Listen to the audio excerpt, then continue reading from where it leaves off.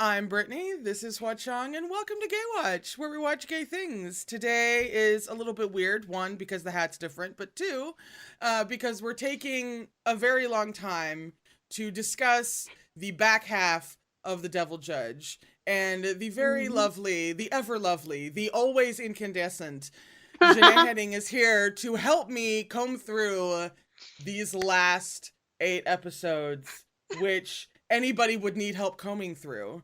Mhm. Janae, we have done stuff before. Our channels have a lot of crossover. You've Yes. probably heard of her, but just in case you haven't, Janae Henning, her channel is the same as her name because she's very smart. And just hop over and follow her. She's delightful. If you follow me, I absolutely 1000% guarantee that she does things that are relevant to your interest. So, episode 9 of The Devil Judge. Mhm. 9 through 12 is essentially, well, maybe not so much 12, maybe only part of 12. But 9 through 11 is essentially like the honeymoon phase. So I feel like Mm. completely accidentally, when we decided, which episodes were going to be on whose channel, I feel like we Mm. accidentally wound up with the perfect grouping of episodes on my channel. Because 9 through 11 is the honeymoon phase, the real Yeah. like honeymoon phase, now that Kim has made the actual decision to be on Yoan's side, and now we're all like both domestic and working together. We're now raising our 16-year-old daughter. It's all very Mm. like very married vibes at this point, to the Just point where they rub say it it. in a certain character's face in a couple episodes. So, Yeah. episode 9, there's a lot to talk about in this one. Yes. There's so So much. much. What's the first, well, no, cuz that's pretty obvious what the first thing. Well, no, actually it's not, cuz that's my brain and not yours. So, what's the first thing that comes to your mind about episode 9? Yeesh. Okay, that's actually quite difficult. My brain Mhm. is short circuiting right No, now. no, the first thing that always comes up for me whenever, because I just told you this before we actually started, that I always forget that the big fire comeuppance with, the man who destroyed Kim's life essentially Mm. happens at the end of this episode. But when I do remember that that actually happens at the end of episode 9, Yes. that is like the biggest go-to in my head for me for several reasons, both Yeah. in depth and just purely shallow. Um but I was like maybe it's a different thing for Janae. Maybe something else jumps out at her, cuz a lot happens in this episode. There is a lot that happens in this episode, but the fire scene is the most significant scene for me for again various reasons, like you said, not least of which is the ending shot. But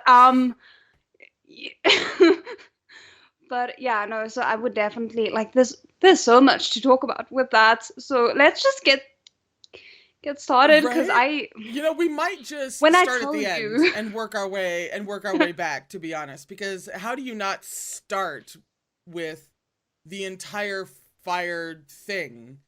It's so classically Johan in the way that we don't understand at the time, mm, but it's so purely, and it's like really deeply cathartic as a viewer, but it's also super yeah, surprising as a viewer, because and the first time you don't you still don't understand like Johan's MO and where it comes from, if it comes from a good place or not.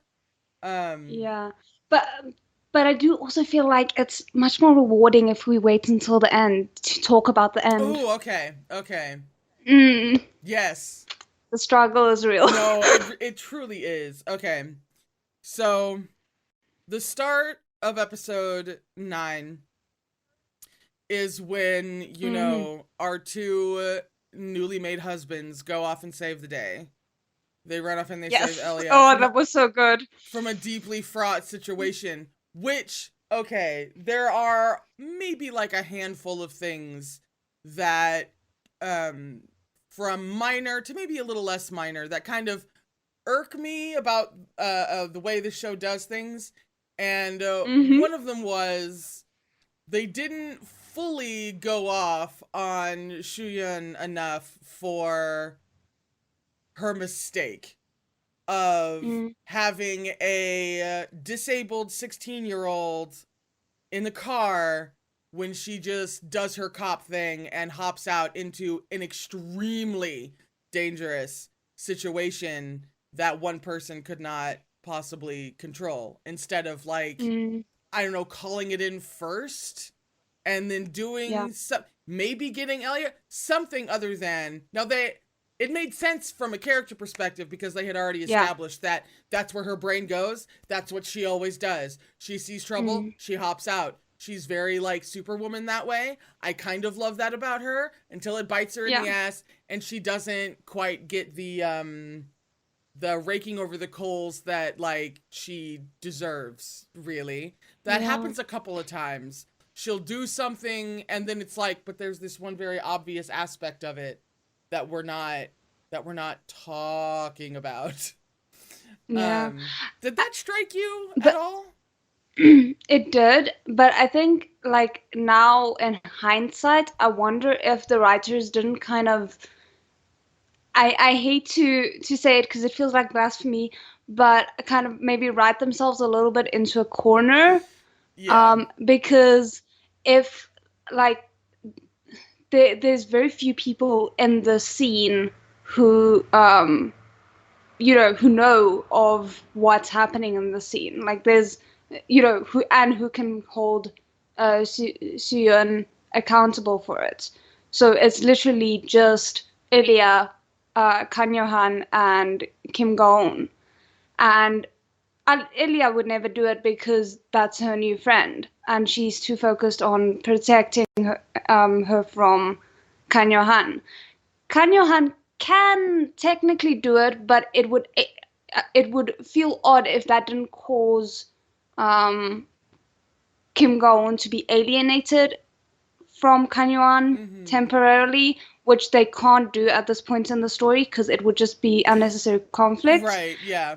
And Kim Go-eun can't do it because then it would again escalate the conflict too quickly. And that's one of his, I feel like that's one of Kim's problems, is Mm. that especially in the type of relationship that he has with Shuyan, it's like he doesn't, he's like deeply non-confrontational when it comes to her and Jung-Oh, actually. Whenever he tries to have a little bit of pushback against their ideologies and be like, well, maybe Yohan's like, I mean, he is doing good, and then they have to shut him down about it. Mm. He very much just, that's the most resistance in those relationships that we like almost ever see him attempt.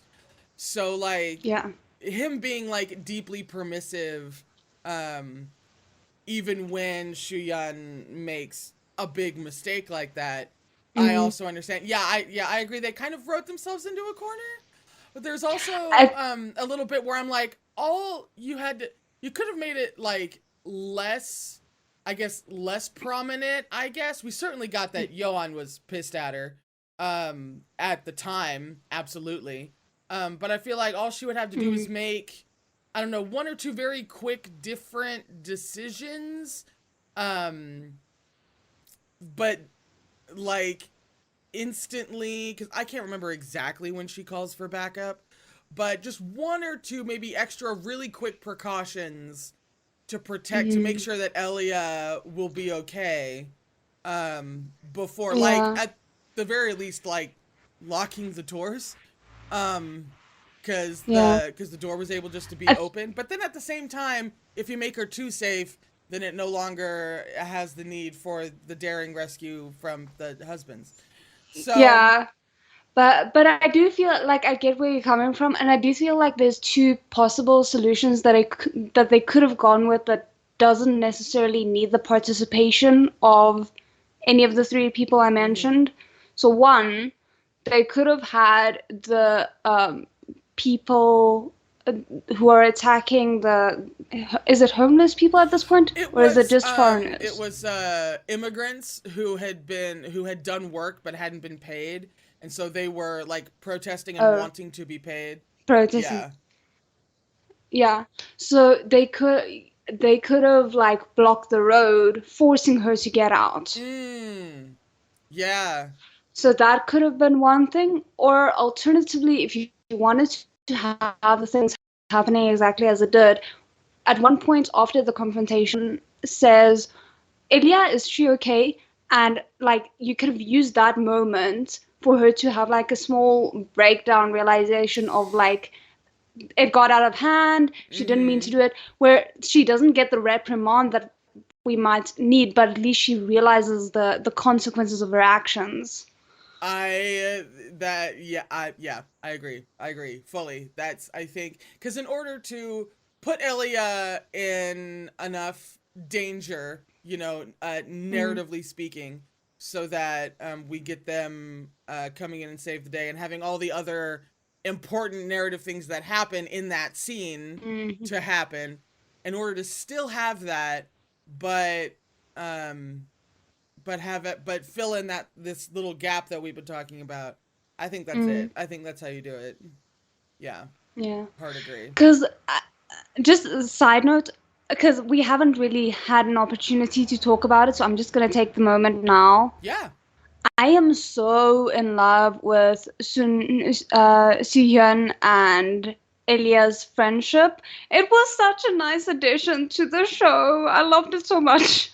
I was really I was caught off guard because there was like after their initial meeting when Elia was still like being super possessive of Kim, I was Mm. like, "Oh no. This isn't going to go very well. This is going to be like the last time we see them in the same place at the same time." And Mm. then they actually wound up bonding a bit and having I was like, "Oh, I didn't expect this to happen, but hey, it was really nice." Yeah, Yeah. it was so unexpected and it was exactly what I needed, honestly. Yeah, it made total sense, and they made it made sense for them to go from that initial like cuz also Suyeon when they first sat down and had that lunch, Suyeon was also like seeing her not so much as a potential friend, but as like a you're close to Johan, you have information about things that I forget exactly what she says, but she pretty much like asks Elia directly for information when they're Mm. sitting down for lunch to the point where even Kim is kind of like, "What are you doing right Yeah. She now?" asks for the file that she discovered while Yeah. hacking the computer. Mm. Yeah, that's it. And so it's like they both deeply got off on the wrong foot, and I wasn't expecting them to like move past that or have a relationship beyond that, but then they Mm. did. It was really nice. Yeah. One thing I did want to mention, I made a note of it because it was very interesting to me, even watching it the first time, was when Kan Yohan and Kim Go-eun arrive at the scene, and then Kan Yohan starts choking the dude whose name I can never remember. Juk Chun. Um, Thank you. Uh, like his favorite pastime. Anyway, so he starts stroking him, and then like it was the strangest thing to me because Kim Go just kind of stays back and just lets it happen, and he only steps in when Soo-yeon draws the gun on Kang Yo-han. Mm-hmm. And I don't know, like I was mildly concerned by that point because I was like, is this what's gonna happen at the end? Is he's gonna accidentally choose Kan Yo-han and then it's gonna lead to her death? I'm like, you would not believe how many times I speculated over what the dynamic would be when she dies. Mm-hmm. But this was one of the first times I was like, ooh, hell. Mm-hmm. um, So, yeah, that moment, it was such a good, like, hint at possible ways that this whole situation could eventually go down. mhm, Um, I was feeling a little proud of him at that moment. Because at least for mhm, a second, it was like, he made a decision to be on Johan's side to kind of go along with yeah, the way that Johan does things. and like he actually had a first instinct to let that happen, to like commit to his decision and let that happen. And it wasn't until one, Yoan was put in danger by having a gun put on him, but then also kind of like remembering that Soo-yeon was there, that Kim started to do the both sides thing again. It was like deeply in character for a guy whose like basic, approach to morality is in flux for almost the entire series. And it was a great little way to showcase that. Great little, that was that was just deeply. And you always get they always like had little moments like that where you were like, is this just gonna end with Kim going like full dark side? And like, is this gonna be, a spoilers for the show Hannibal, a Hannibal situation ultimately? I don't know. They did a great job of teasing you with that possibility. I have something that I really want to discuss, because it was one thing, the thing that I asked you about at the end of our discussion over on my channel, with when's the champagne scene? It is this episode. It's this episode. Suna and the champagne is this episode. As I was combing through for cinematography screenshots, I saw it. And I was like, oh, yes. Janae's going to be so happy. Because it is so happy such a good scene. Please talk about it. Okay, so what I need to mention before I mention that is the scene that precedes the champagne scene, because I feel like there was a lot of potential symbolism connecting the two. So you have Kim Go-eun and Kang-yeon in his office, and they're like talking, and he's like, you can't isolate Elia forever. She needs contact. Everyone needs contact. You need people around you because you're human. And that's like basically the final words they exchange before it cuts to Suna, which I find very interesting, because some might infer that should mean that the show doesn't see Suna as human. Well, it's interesting because in that very next scene, actually, with the champagne, with Suna drinking champagne alone, she then actually tries to call her henchwoman in a roundabout, who doesn't I'm show lonely up kind of way, who then dismisses her, essentially, because that's the kind of relationships that she fosters, that Suna fosters for herself. So in a way, it would seem to be saying to me that they were actually kind of emphasizing about how even Suna is human in that way, which would make sense in my brain, considering how they establish her as such a deeply lonely character, and you can't be lonely if you genuinely don't want human connection, if that makes any sense. What I mean? So it's like, so in that way, they actually do then comment on Suna is still human in a couple of ultimate ways, despite everything else about her, which actually is a really good time to bring up what I told you one of the last times we talked, because I know we talk too much about everything all at once all the time. But since the champagne scene does happen in her office, I don't maybe it was that scene actually where I realized that her office is set up as asymmetrical and is just inherently built. I checked and I saw exactly what you meant. It is off-putting and unbalanced. Which I mean, this show sort of won so many awards just across the board, and absolutely like set design and like location choices.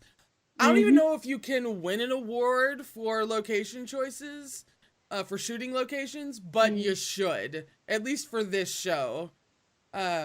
because making the office Yeah. that she, yeah, no, it speaks a lot to her. It's interesting because I, in a sense, completely agree with your interpretation of that scene. Mhm. But I do want to mention mine because it ties into a new interpretation that I have for something completely Oh, else. nice. So just want to kind of mention it so that I can refer back to it later Yeah. on. My take, as I mentioned, is the show almost framing her as not human, not in the sense that she, the character, is not human, but she represents greed, Mm. more or less, in my opinion. And it, for me, again, was completely opposite, where I felt, oh, the fact that she's reaching out and still she can't get anyone to, to come to her side is kind of confirmation of the show almost not framing her as human, where she maybe once was human, but she's been Mm. so consumed by her greed for material things and the power that she lacked as a child, that she no longer acts the way that a human should, basically. Mm. Mm. Mm. Mm. So yeah, so just wanted to mention that because it ties into clothing theories that I have later on. Because Ooh. we know how I am about the clothing. Yeah, well, we know how this show is about the clothing. Like, it's not, the saying, it's not paranoia if they're really out to get you. It's not over analysis if they really actually put that much thought into it. Oh goodness. Because I thought I had overanalyzed the clothing when I watched it initially, Nope. and then especially this episode in particular hit me like a freight train when I took a closer look at the outfits. Mm-hmm. So, hmm Yeah. anyway. Ever since, you said, oh, I want to talk about the outfits, and now my brain has been, seeing the outfits in that way. I cannot hmm unsee, and I also, like, continually feel so, like, blind at how deliberate all of the clothing choices are on this show. It's fantastic. hmm It's just so thoroughly next level. And so, yeah, that's bonkers. Um, I would like to talk about this one scene that like happens that was so um catering to me specifically, and a lot of things that make me feel like life is worth living, that they just kind of wrapped up in a nice bow and handed to me. hmm So it would probably take me too long to dismantle literally all of the vibes, aspects, and tropes that play out in this scene that I have a really serious, deep weakness for. That would take hmm too long. So just blanket statement, everything about the gold bar scene was like it was like not only did I write that for myself, but I wrote that with the specific intention of I'm just going to be super self-indulgent and just write a scene of everything that I've ever, like, that's what it feels like. So the gold give me a second to try to put my brain together about it because it really makes me short out. So please tell me about how you receive that whole gold bar moment. um, in a very short sentence, hot as hell. You know? Um, You know? okay, to be a bit more eloquent, Yeah. I'm gonna try. Yeah. Okay, so the trust that we have leading up to it, of like, let me do this, you say Yeah. money is a good motivator, Uh-huh. and then there's the look of like, what Uh-huh. are you up to, my dear husband? I'm just like, Also, like, really? We're gonna go just like the pure money way? Like, all right. Yeah, no, that look from Yoan. Yeah, it's Kim's idea. It's Kim's whole idea. It's Kim's setup. It's Kim's show. Baby bird trying to Yes. fly out of the nest already, right? Like very much like that vibe.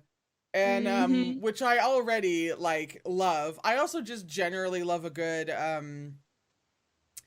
it's because it is sort of an interrogation scene, but it's kind of mostly a bribery scene. But just anything like that of trying to get information out of somebody by whatever are the best means at your disposal. Yep. I love scenes like that, and watching Kim like do legitimately a pretty good job of trying to get information from this guy by way of bribery was already like really satisfying, especially since now at this point of the show I'd been wanting him, to go over to Johan's side, like finally and officially, for so long that now that he was finally there, watching him do the actual like Johan thing or like try to, super satisfying. I was like, yes, we are finally here. We can watch Kim start to become like the badass that we want, or at least maybe some people want Kim to become. And then it all gets overridden in a sense when he can't get information out of the guy. And this might be the way that Johan enters this scene. One is actually one of the cinematography screenshot moments that I have for this episode. But also two, might, honest to God, be one of my favorite character entrances that I have just ever seen. Just kind of period. There is something It's so good. so deeply satisfying and funny, and to quote you, just hot as hell, about the very casual way. It's men being very competent, confident, and casual about it. That's a big kryptonite thing for me. And him just waltzing in, taking the negotiation in a different direction, lives rent-free up here. It doesn't... yeah. And has ever since. But like, for me, when he walks in there, is it not with the air of someone who's like been waiting outside listening and is now trying to look like casual like he just while stumbled walking in. That's one of the many reasons why that's so satisfying. Because he's doing it so casually, even though he's clearly been waiting for his moment. He's like, oh, and like the way he looks at the door and everything, he's like, oh my God, where did I just fell into this room. Isn't this just so funny? Yeah. That I just so happened to be here. Yeah. There was something so satisfying about the way that he took over the gold scene, because I don't think any of us expected it to go in the direction that he took it, which was a nice surprise. And once he did it, it made so much sense. It didn't feel like, oh, okay, wow, that's so stupid. Or, no, it was like, oh, why does this make so much sense? Why haven't I thought of this before? Yeah, just as a scene, it's so satisfying as a scene, because at the very least, when I say the viewer, I at the very least mean like, this viewer. I was expecting this to be like Kim's whole shot. This was Kim's first, baby step into Johan's arena. I was not expecting Johan to show up. In hindsight, that seems very stupid in my head because, like, of course. But I was not expecting Johan to show up. And then when Johan showed up, I was not expecting him to take the turn on the negotiation that he did. So just as a scene, the build-up and the payoff with, like, the twist at the end, and with all of, like, the swag and the confidence, and with all of the, just everything, it's just such a good scene that, I mean, it would be, like, there are, obviously, tons of really top tier scenes throughout this whole show. Mm. But that would absolutely go on that that scene goes up there with some of the best scenes of the show. It Yeah. is so deeply fun. Yeah, and it's also like it's such a underrated moment in a sense, because I mean that's saying a lot, because we do not underrate it at all, but Yeah. it's insane because it's like a microcosm of the thing that Kan Johan keeps on doing in every single moment of the scene, where he's like, you're approaching it from this way. You can't just keep on hitting the same wall. Think creatively, find a different angle. Yeah. Yeah. And I just love that. Mm-hmm. Oh yeah. That's I took the words right out of yeah. It was a lovely little like microcosm of their whole dynamic, Kim's problem, essentially. Um and just Yeah. everything. I love that scene. I love that scene so much. Just that one moment, I can't get enough of it. Dear God. And the way, sorry, can I Mhm. just one more freak out, and then we can carry on. But the Yeah. way they use audio in that scene was so well done. Like the way that you have it's actually quite quiet throughout that entire scene, but then you have the door opening, Yeah. which like immediately draws your attention, and you have the Yeah. tension building every single time you hear the clack of the gold on the other Yeah. gold. Yeah. And I'm And pretty it's sure like the door opens and I'm pretty sure it brings that one song with it, because you know it's one of those dramas where they have about a handful of songs that they like to yeah. bring back at certain types of moments, and there's the swag one that, I mean, for Yeah, lack of a better term, it's the it's the swag swag one. song, yeah, that they totally bring in. But I'm pretty sure, I'd have to go back and double check, but I'm pretty sure it's like it doesn't come in until after, you know, Johan enters, because of course it's kind of the way that it signifies that something new is happening that you haven't quite caught on to yet, because Johan is always 10 steps ahead of you. So just get ready to feel like super smug about something. That's what that song always Yes. communicates to me anyway. I was like, Yes. oh, we're having that kind of moment. Okay. All right. What the hell else happens in this episode aside from the last like 20 minutes, really? The moment that contains all my screenshots for this Yeah. the discussion about the photography session and the photography session itself. Yes. Oh, yeah. And that one moment that I always love kind of like living whenever they're all at the photo shoot and Suna enters, and one, she just has like a great entrance to kind of begin with. But then she goes over and like interacts with Kim, and Kim at this point, knowing who Suna is and things about Suna, he's very just pulled back about her, and it never fails to make me either smile or like fully laugh whenever like she cleans a little bit, or like she fixes him up a little bit, and then she starts walking over to Johan, and you just see Kim very politely just kind of not even getting anything off of himself except for just her. Like he's just like, no, it's so good. It's so deeply satisfying. Oh goodness, there was a lot to unpack with that I didn't originally realize. Should I maybe unpack them now, or do you want to wait until? Please do. No, the great unpacking. Go, yes. Okay, so to start with, we have them at the office, like being called in for the team meeting about Suna being like, okay, we're gonna do a photo shoot, and everyone looks deeply uncomfortable except for poor Judge O.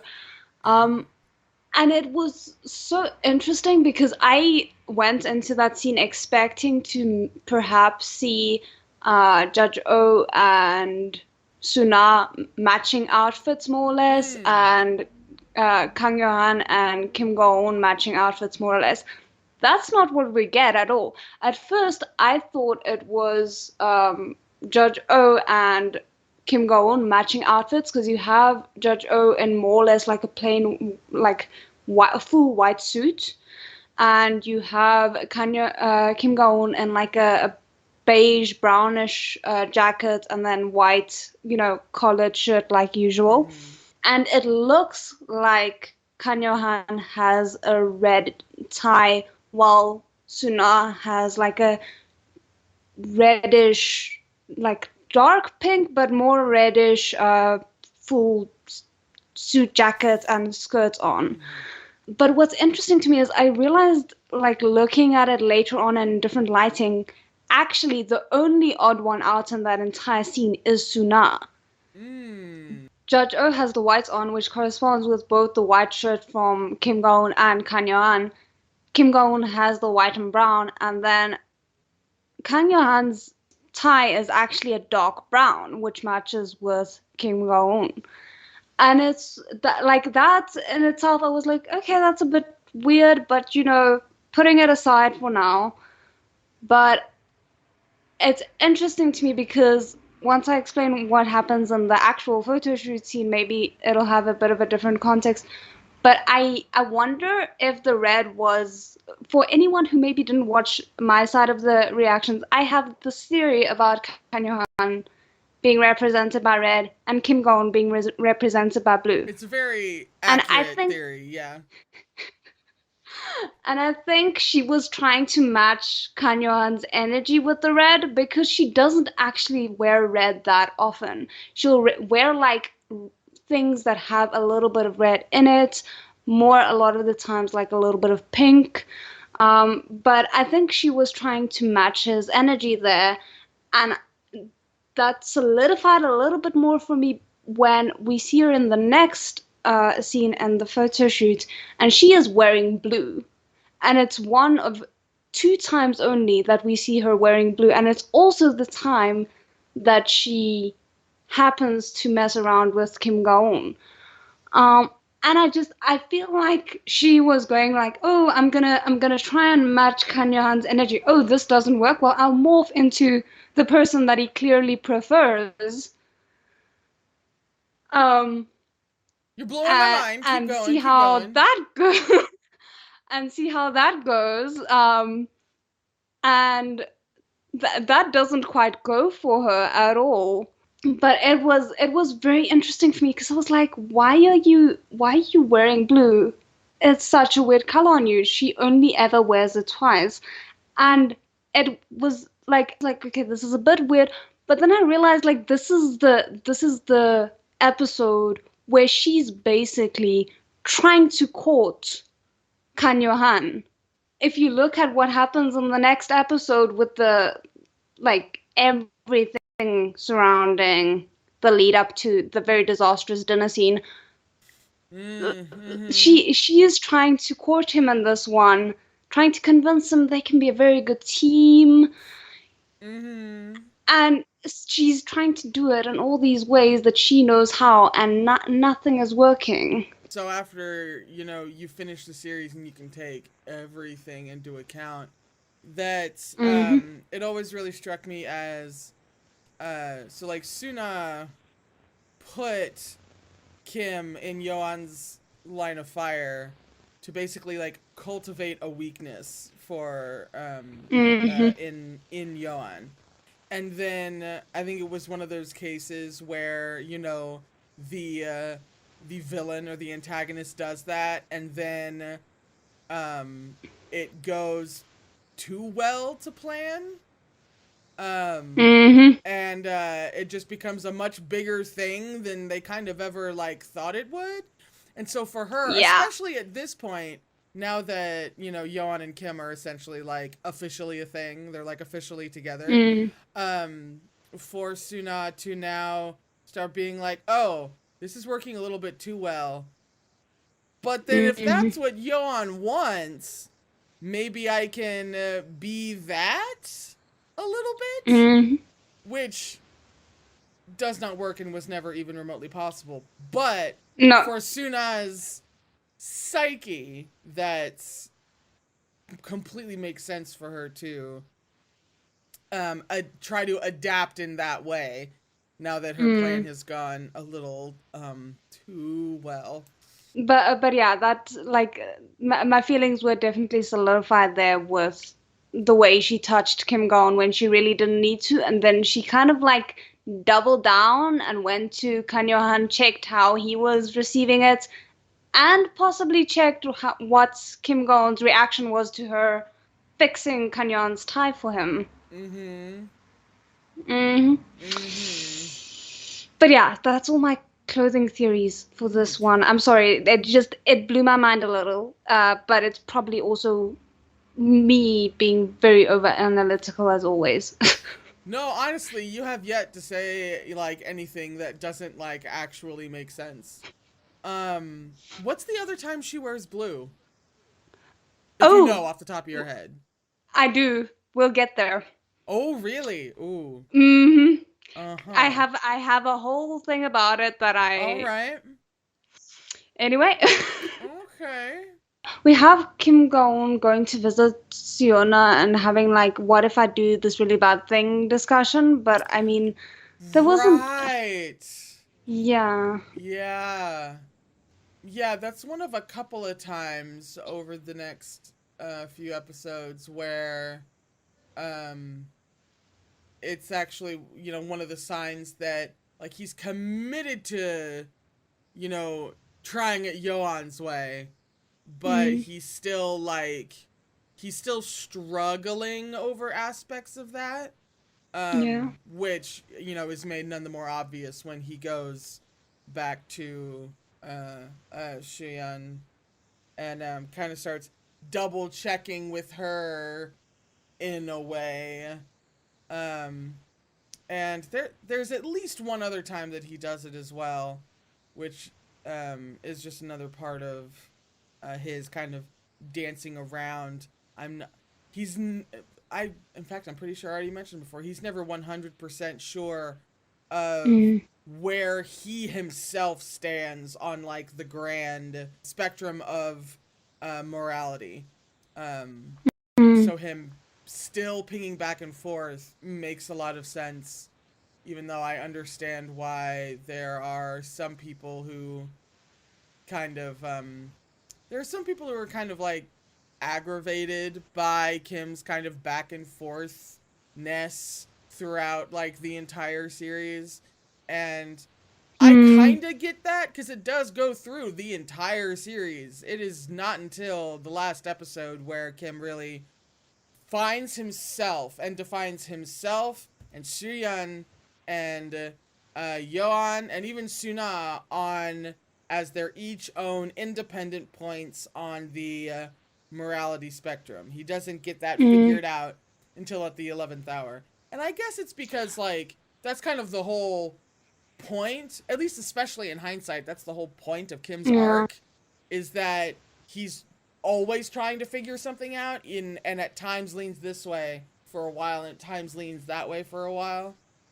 That Mm, it doesn't bother me at all, and in fact I find it deeply fascinating in the way that they have him contemplating all these different and trying out all these different aspects and facets of mm, how you go about doing things in this very specific context of dystopian South Korea.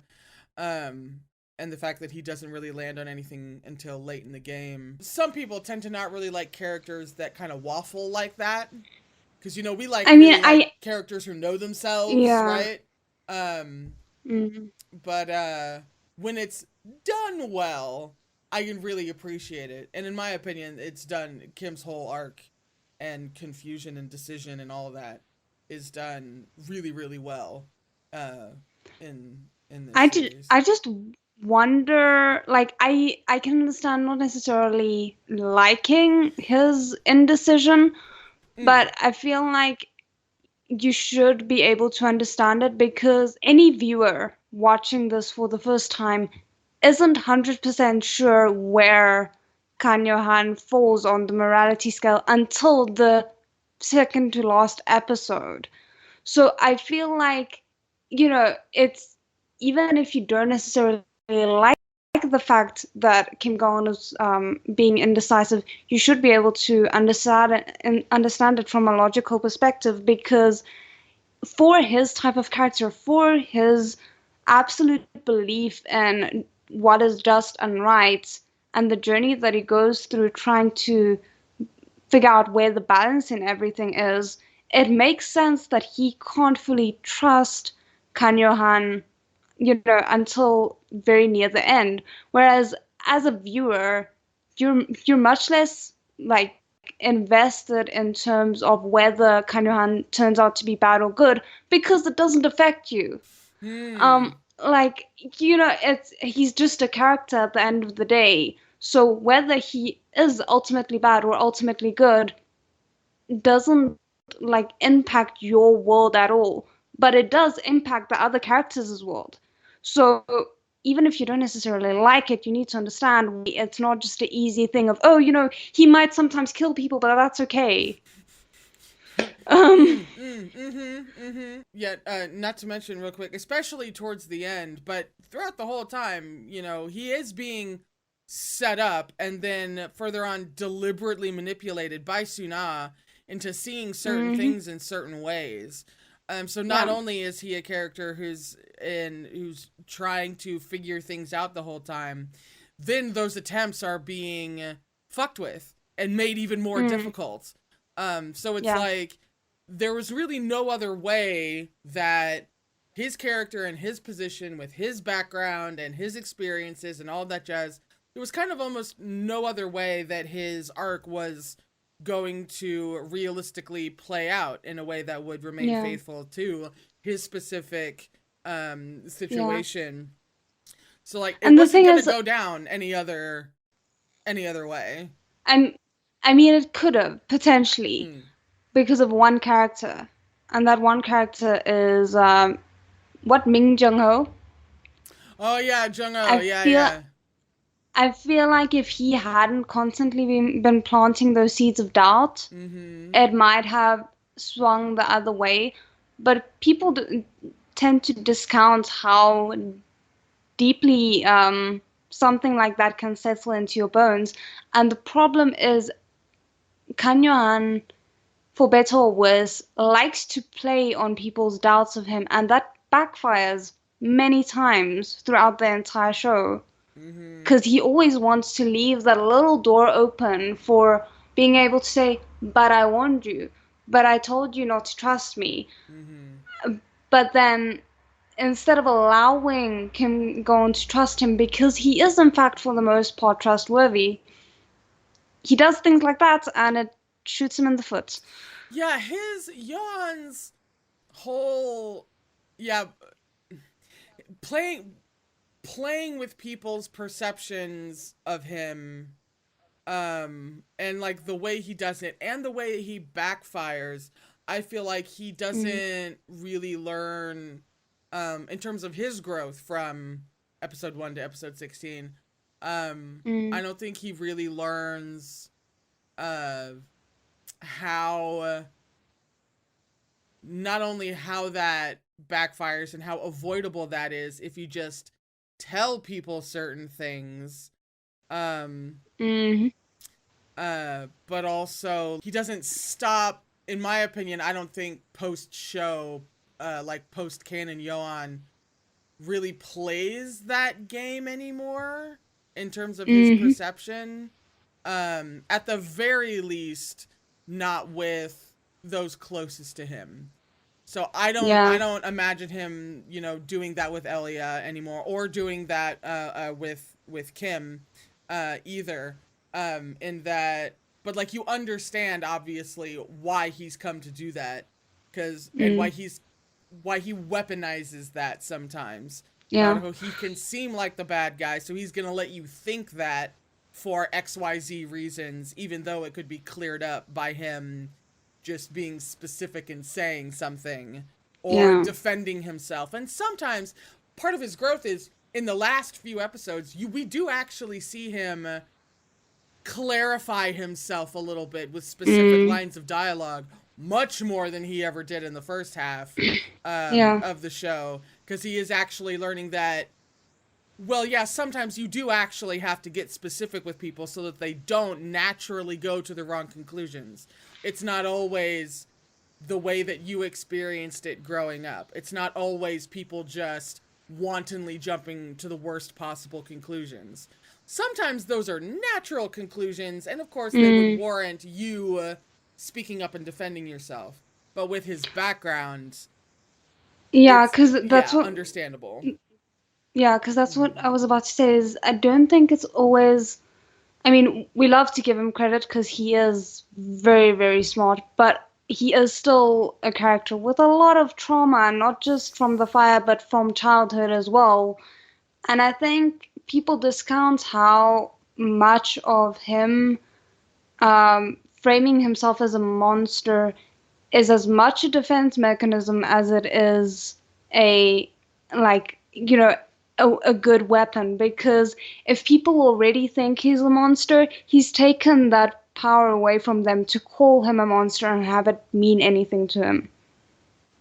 Ooh, And I think do you think that's why, just hopping to a later episode really quick, do you Yeah. think that's why he calls himself the Abyss in a later episode?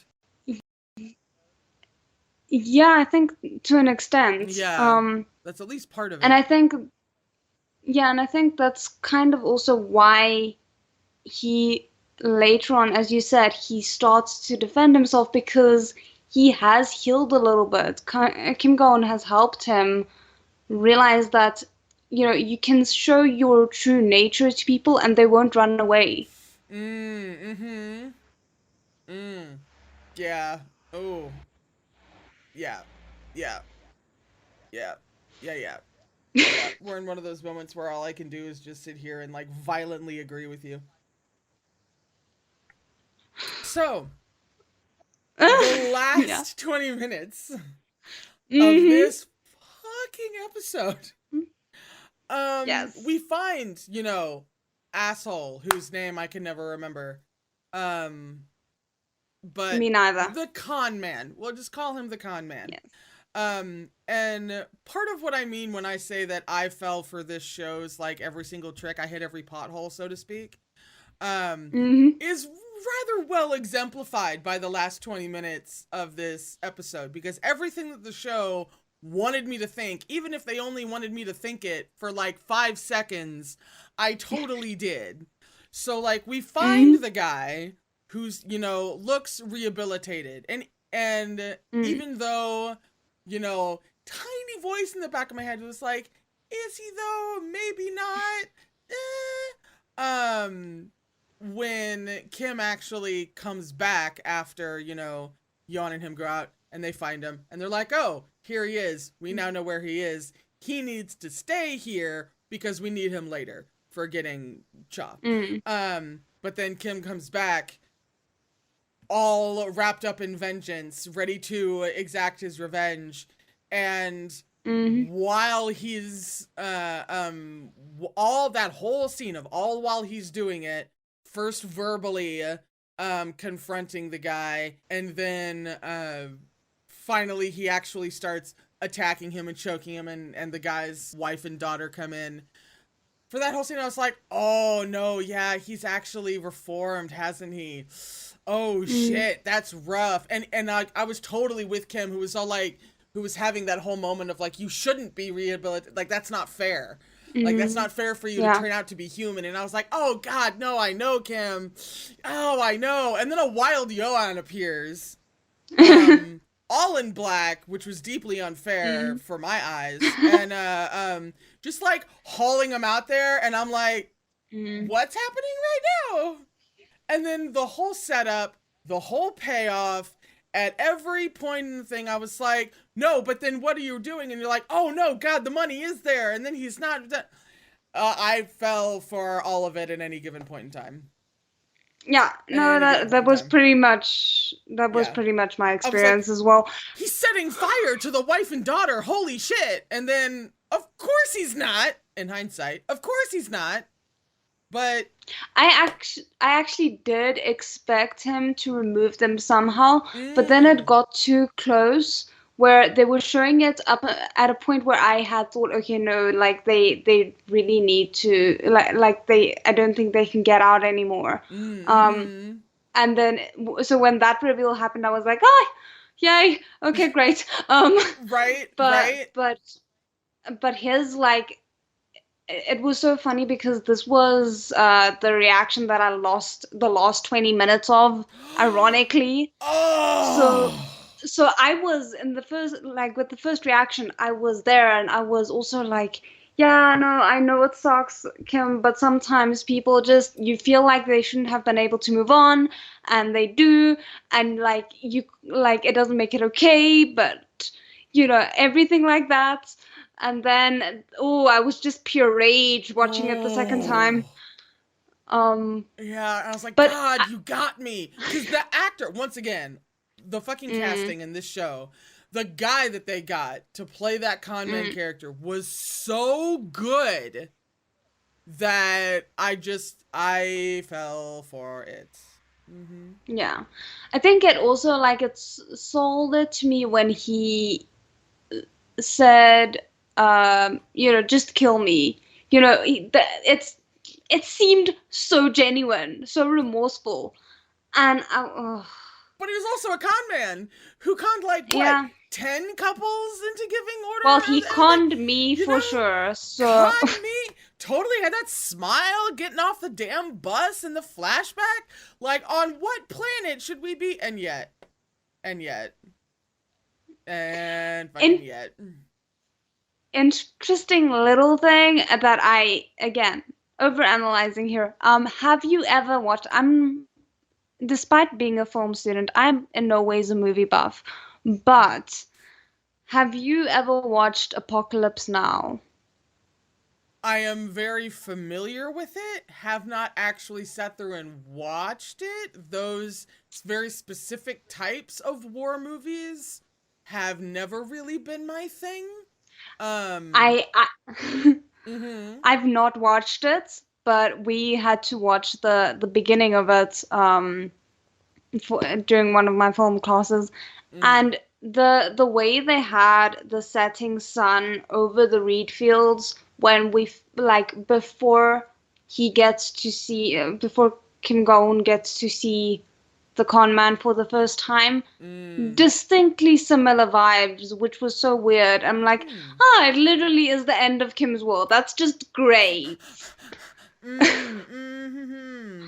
Oh yeah, But that yeah. that that whole scene of Kim's, yeah, seeing him for the first time also played with levels a little bit. They had Kim positioned up Mm, higher, which was a visual cue right there. It's not like they depicted them on even ground or uh, anything like that. No, no, no. They had it very much consciously depicted of Kim up and looking down on this con man guy. That whole scene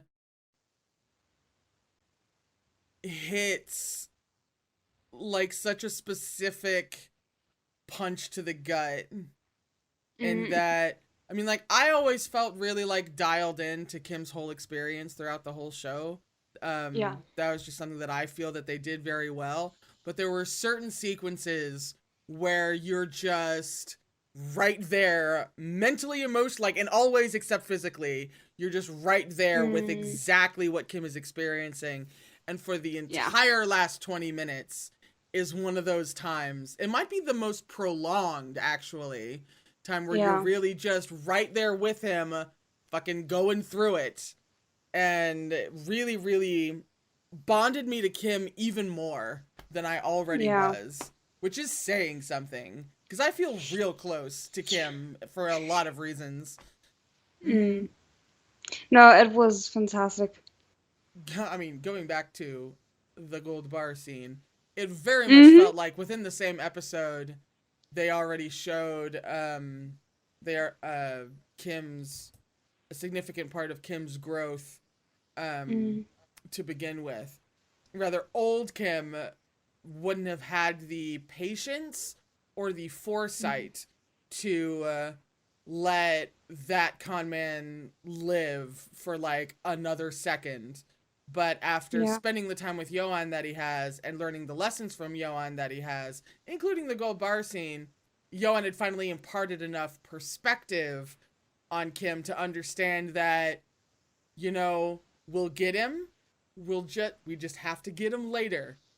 It it has to be later, but sometimes if you just wait, you can get even more, and it's real hard, but it's an absolutely necessary part to playing Mm. this whole game, as in, like, if we're going to take down the people that we need to take down, this is a very basic and fundamental aspect of it, and having the patience to wait for the right moment for the maximum amount of uh, damage, for lack of a better word, to reap the maximum amount of benefits. You have to wait. Mm. And if you don't understand that on this level, then that's going to make the game we're playing a whole lot harder. But also, don't you feel like, because for me, looking at Kim Go-eun's reaction at that point, I got the distinct impression that Kan Yo-han was showing him that vengeance doesn't always have to look like you taking matters into your own hands in that way. That as well, Be- yes. because I feel like if Kan Yo-han had not given him the justice of seeing like this man is so miserable, you shouldn't even waste Mm-hmm. you shouldn't waste yourself on him. Basically, you shouldn't Yeah. waste a thought on him. You shouldn't waste any emotion on him. He He has will nothing. punish himself. We showed, he is now like lost his wife and daughter. We've shown them his true self. He's no longer has his Mm. wife and daughter. Yeah. Absolutely Like that too. like if he hadn't seen that, I don't think he would have made that same choice as easily as he did. Yeah, I think Yoan. I mean, obviously because Yoan was fully prepared for it, he Mm. let Kim in that initial trip, in that first trip out there. He let Kim Mm. see everything. And then he was like, and then, he verbally says, he was like, we can't get him right now. We have to come back. Let Mm. Kim then make the decision that he's like, no, I'm going to go back now. I have to do it now. And Yohan was fully prepared for that and was like, okay, Mm-hmm. so if you're going to have that impulse, then this is what we're going to do about it so that I can communicate to you a few very important things going forward. Mm-hmm. Um, But also, he looks so proud when Kim Go-eun does make that decision. yeah. Yeah, proud. Oh. Yeah, we can't talk about that. Let's go through your screenshots that you have for this episode, and Oh, then and okay. then I'll drop mine. I technically already mentioned them, but I'll just quickly Mm. share them so we have some visual cues for it. So the coloring is not the best here, but you have her with the red car and the very red jacket, and she's like trying to get very close to Kan Yo-han and being like, we can make this work. Mm. We can rule the world together. And he's like, all of that sounds amazing, except the you and I part. Yeah. And it just so she like I feel like this is where she gets the message like this approach is not working. I do not like someone who is too much like me, supposedly. Mm. The pond is not big enough for both of us. And then you have to contrast it the very next day, this very cute, almost Girl Scout-ish outfit with the blue. Mm-hmm. And it just, how innocent can I look? And then it just fails because it's Suna and she can never look innocent. Um, so yeah, no, that those are my two screenshots, and you guys have heard all I have to say about these two outfits. But yeah. Oh yeah. My screenshots. There was actually like a good couple of runners up. for this episode. The first one being there's it's actually at the very beginning where Johan and Elia get home after they show up, they rescue her, and then Johan just like gets Elia directly out of the car, and takes her home, and they get home and they have a tense few seconds of discussion where they are clearly like unhappy with each other, and there's this great shot of them from down the hall. It's pretty low, and like half the shot is taken up by like wall essentially. So it shoves it's beautiful. both Johan and Elia over to the left and makes them feel very like contained and I don't know, they feel shoved off into the corner. Like it's just a very claustrophobic type of shot for them that does a really good job in just emphasizing the overall emotions that are playing out in this one particular shot. And then of course we have the iconic shot of Johan entering the warehouse during the gold bar scene. But so specifically, when he does that, he's actually, as he's opening the doors, one, the general light behind him, of the street behind him, is very reddish.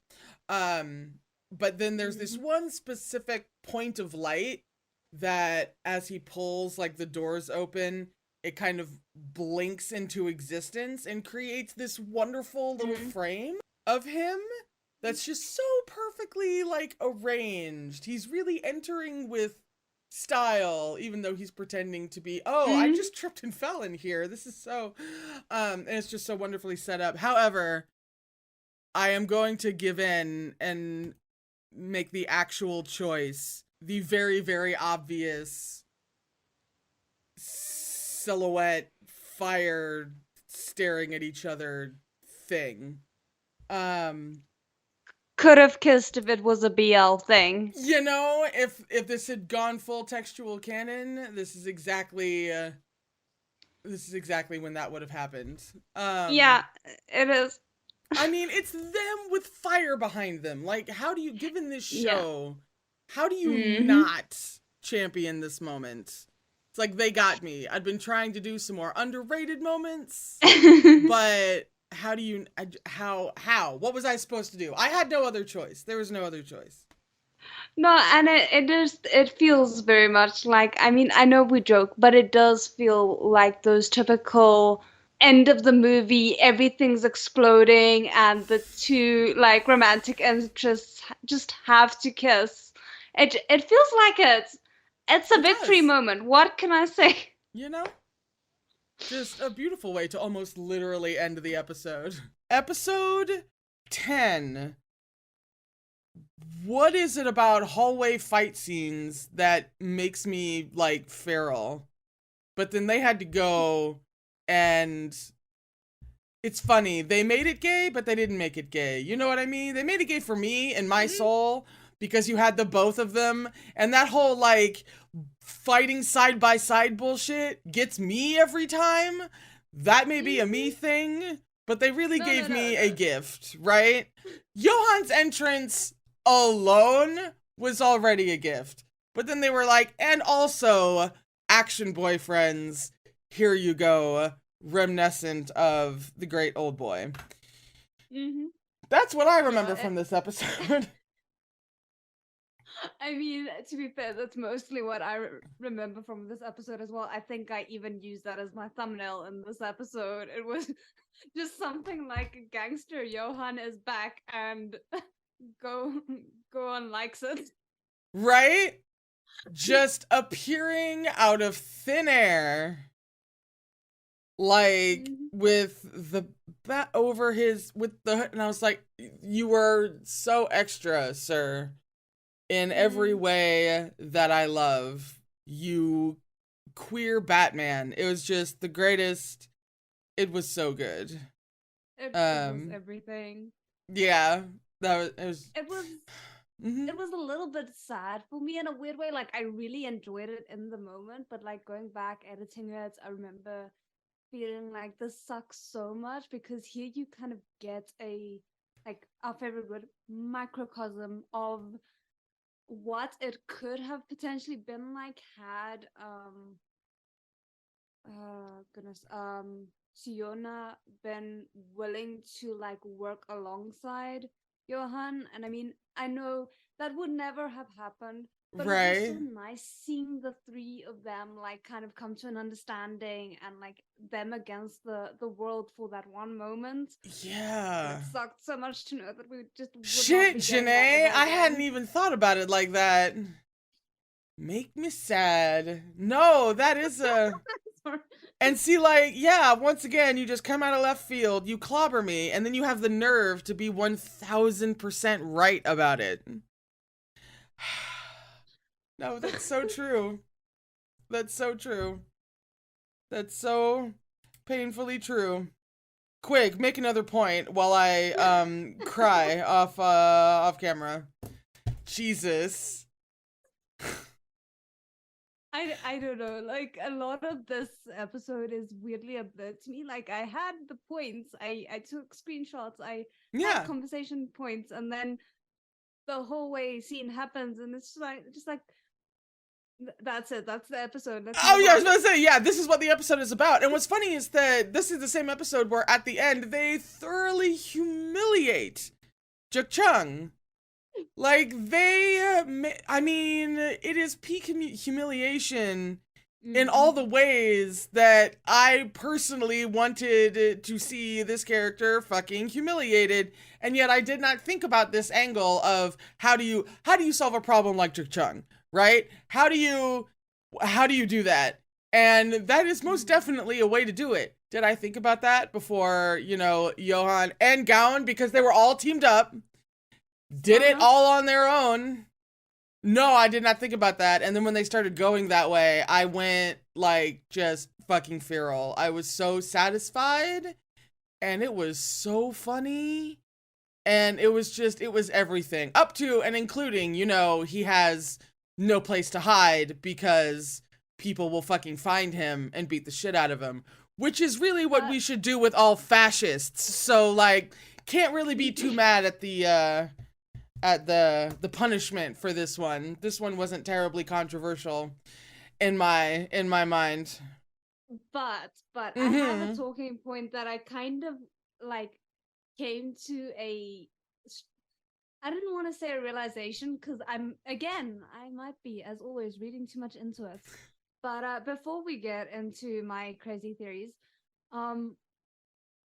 was it as incredibly satisfying for you as it was for me when Johan let Gowan take the reins? No, we are on the same wavelength. We occupy the same fangirl space. I am with you. I am laser beamed into your brain. No, that kind of shit gets me every single time. It was very much like letting the puppy off the leash, right? And letting him just kind of fly all on his own to kind of do the thing, right? Yes, no, exactly. And then him doing it so beautifully well made my whole ass like, yes, no, I'm with you. I'm exactly with you on that. That was absolutely a highlight. So proud. Yes!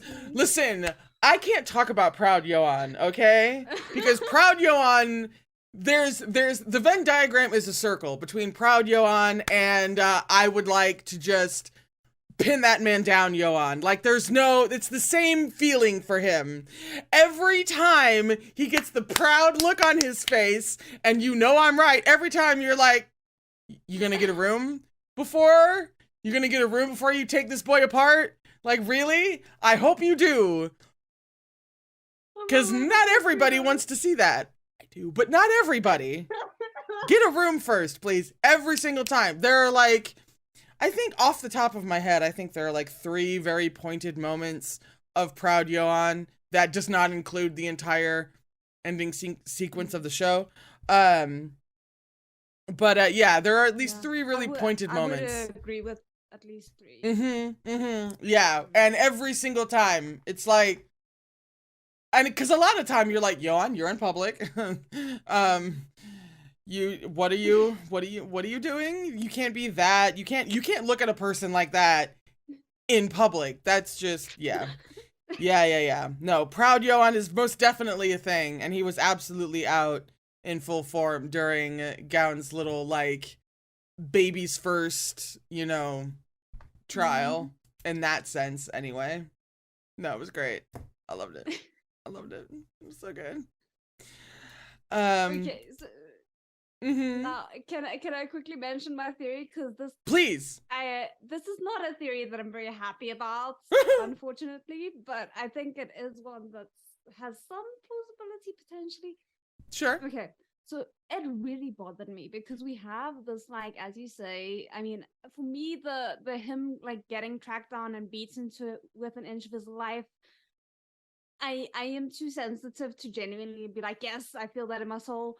But like, you've been waiting for him to get his penance because he has been on everyone's nerves until like from the day he was born, basically. But anyway, you have him re-emerging, and like, he's basically like reformed his group. He's fine. He's still doing all the things that we hated him for originally. And I can't help but wonder if that is some form of commentary on cancel culture. Because the only person in this entire show Ooh.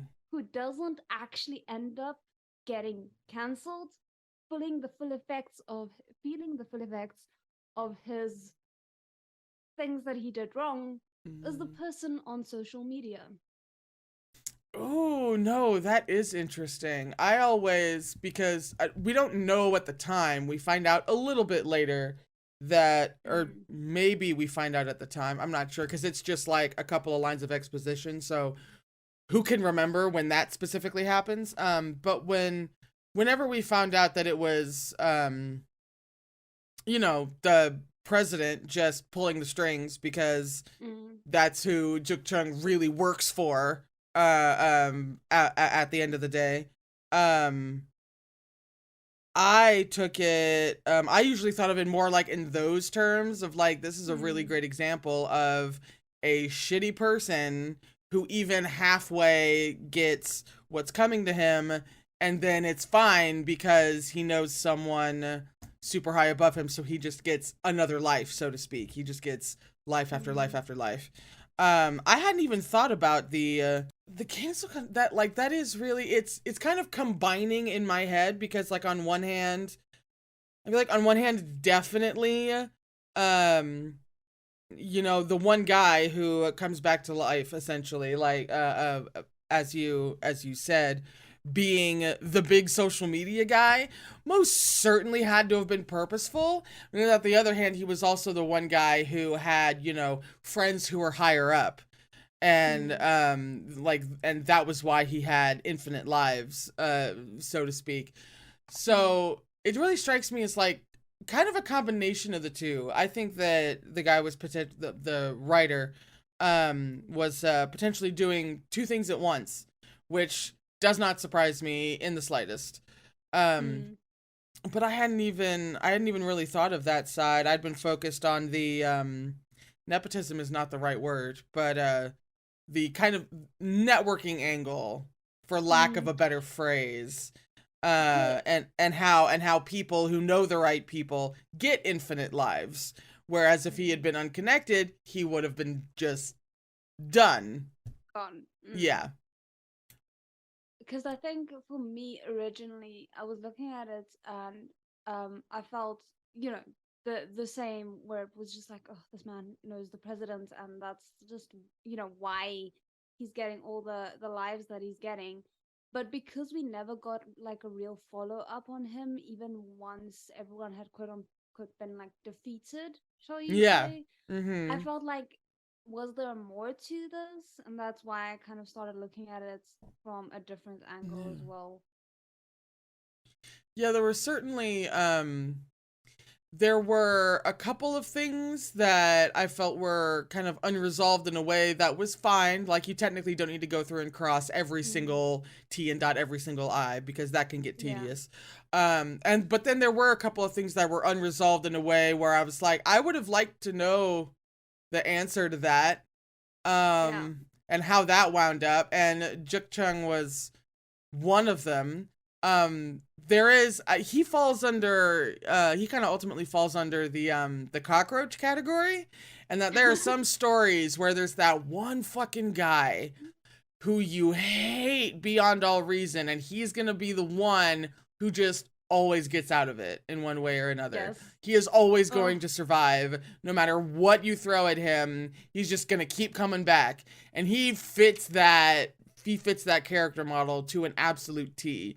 So on one hand, I would have liked some firmer resolution around him, but on the other hand, I'm like, I can guess what happened to that guy. Nothing. He probably just squirreled his way out of Seoul into a different part of South Korea and just started his bullshit all over again. How successful that bullshit was, we don't know. But him living to be an asshole another day is most definitely something that probably happened. Yeah. Unfortunately. Cha versus Suna.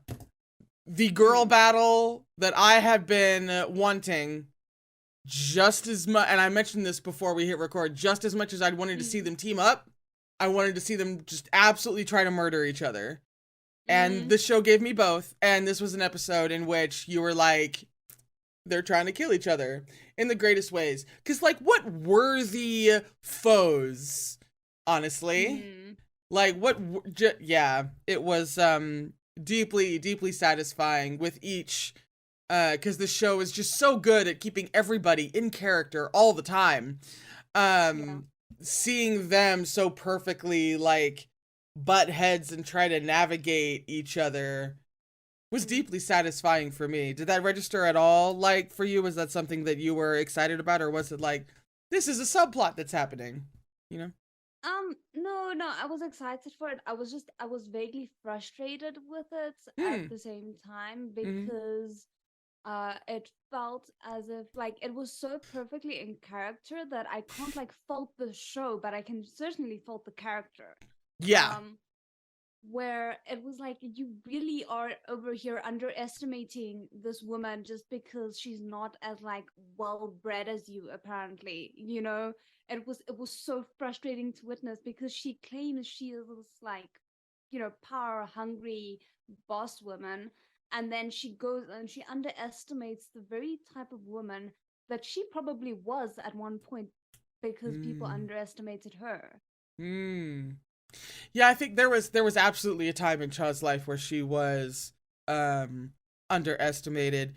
This is where it would be really interesting to know if Cha like came from money. Which, considering how she immediately kind of not disregards but underestimates Suna after, you know, finding out everything about her up to and especially including how she used to be a maid for Yoan, that strongly suggests that she probably comes from money. And I thought that was a really not, like, from a writing standpoint, like a really nice way to just kind of slip in that kind of natural bias and all the talks and all the different things going on with class in this story. Especially around Suna.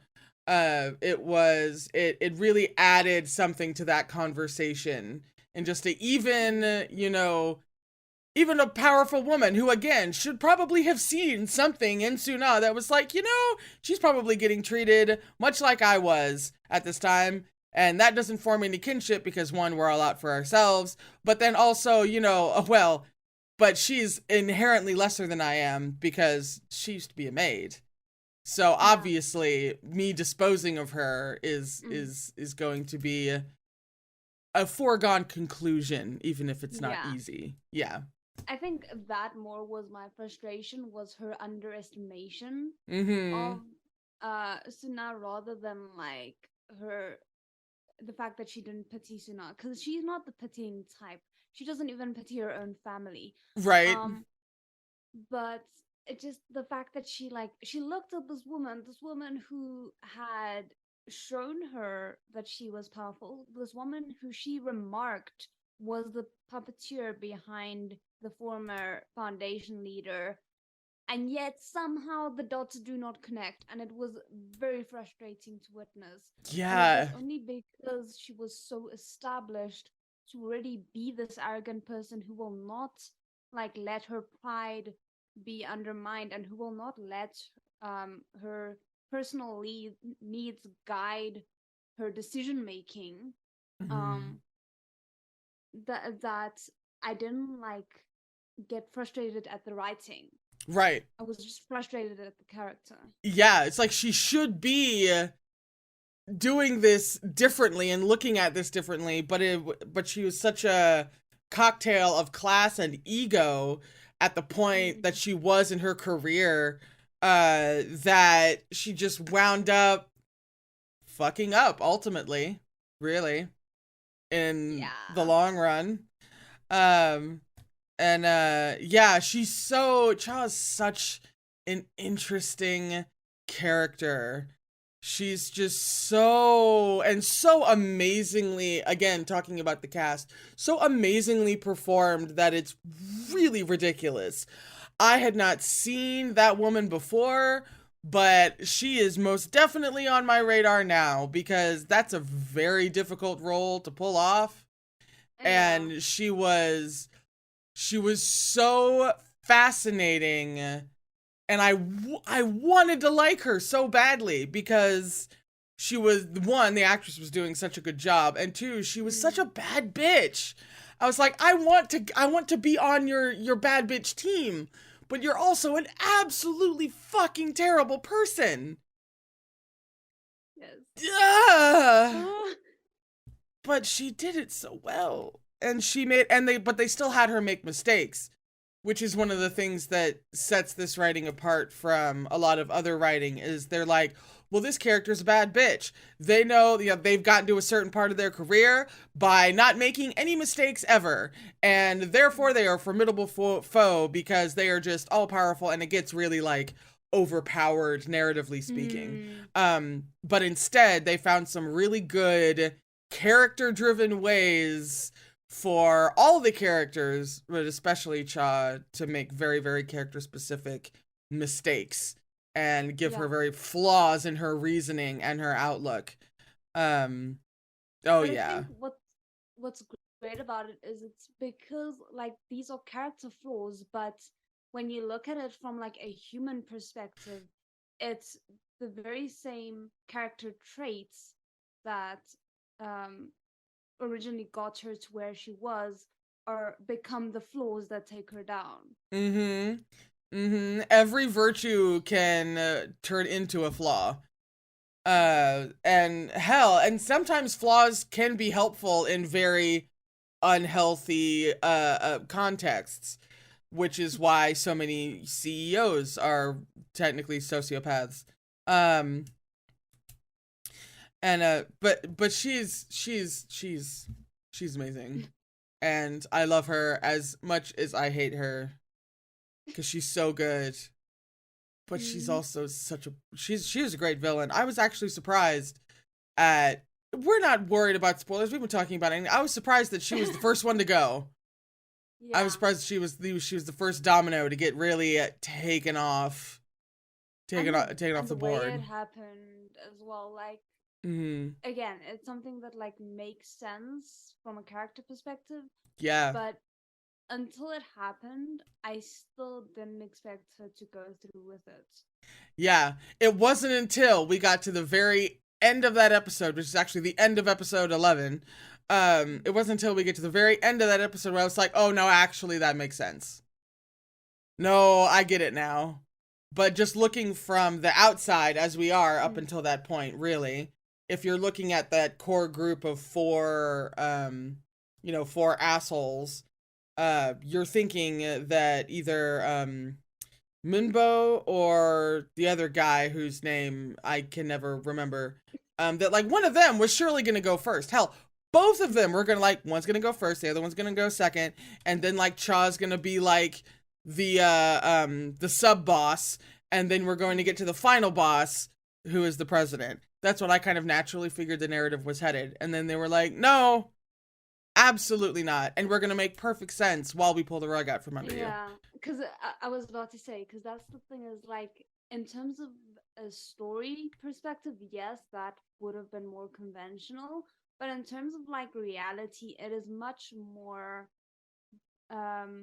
normal for the people who pose the biggest threats to be the first ones to go, because they don't just pose a threat to the opposing side, they pose a threat to to the side that they're on as well. Um, so I feel like that was a very good way to acknowledge that the writer obviously really knows politics. It's Oh not just yeah. a, I generally know how to write a story. This is, I know how politics actually works.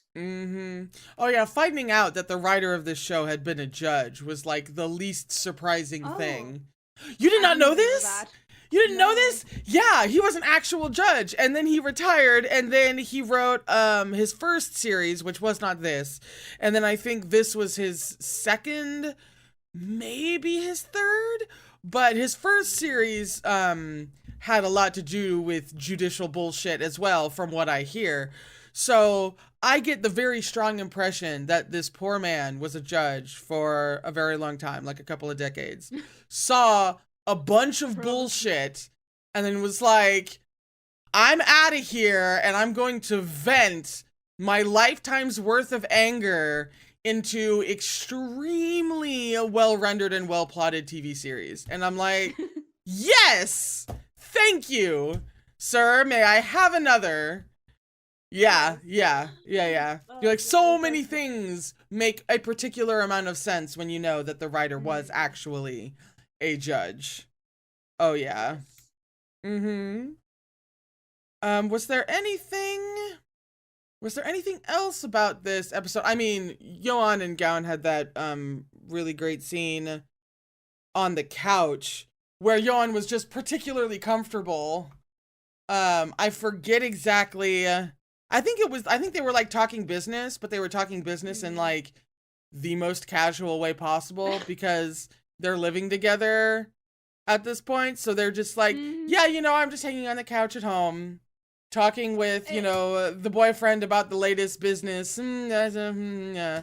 It was about very to loved in. It was say, very cohabitational. It was very, yeah, yeah. it did have like a specific type of domesticity that you only get from people who have lived together for a very long time, Oh, yeah. and or just like giving the rundown of how their day has been going. I Oh think no, it actually was it might even gorgeous. be a screenshot from that a shot from that scene that I chose as my favorite cinematography moment of this episode. Tell me about your fave, whatever your selections for this episode are. Okay, so I have kind of like three, but it's all within the same scene because it's Mhm. kind of like a sequence of shots. So we have I can't remember like if this was before the final showdown with Cha or after it. Johan comes into his office and Tuna is sitting at his desk, like fully Yeah. posed. She's wearing a red dress, like, and this is where I don't know if you remember, but in the previous episode, it felt like she was trying to like match him in color, like meet him where he was at, and every single time she was missing, and the clothing was like kind of representing that. Yeah. So for me again, this was where that was at, where like she was wearing the red that we would usually associate with him, and she was Mhm. actually on the red side of the painting, like posed or situated. Oh yeah. Yeah, I know exactly which like shot you're talking about. Yeah. Yeah. Mhm. And she's looking at him and he comes in and he takes off his jacket and he's wearing the the blue like vest. The waistcoat with the blue The back. yeah, and also a jacket with the matching blue velvet like on the inside lining. So Uh-huh. he's like so it's literally like no, even when you're trying you're not gonna match me where I'm at because my energy is currently like gone. And he Uh-huh. never crosses over, at least from what I remember and what my screenshots showed, he never crosses over into the red while having the conversation with her that entire scene. Oh, shut the fuck. I'm looking into that. That's the kind of bullshit that I thrive on whenever they go out of their way to do that kind of thing. Yeah, yeah, Yeah. yeah. Okay. And it's so great because like as she's leaving, he stays on the like where the blue side of the painting would be. Like obviously you don't see it because of the lighting, but he stays on that side and Uh-huh. she is like walking towards the camera and the red is still very much only, being taken up by her. So it was I appreciated it. I am absolutely looking at that immediately after we are done here for today. Cause that, and I fully believe you. That exactly the kind of bullshit that they really like to pull on this show. Oh, that makes me so happy. Jesus.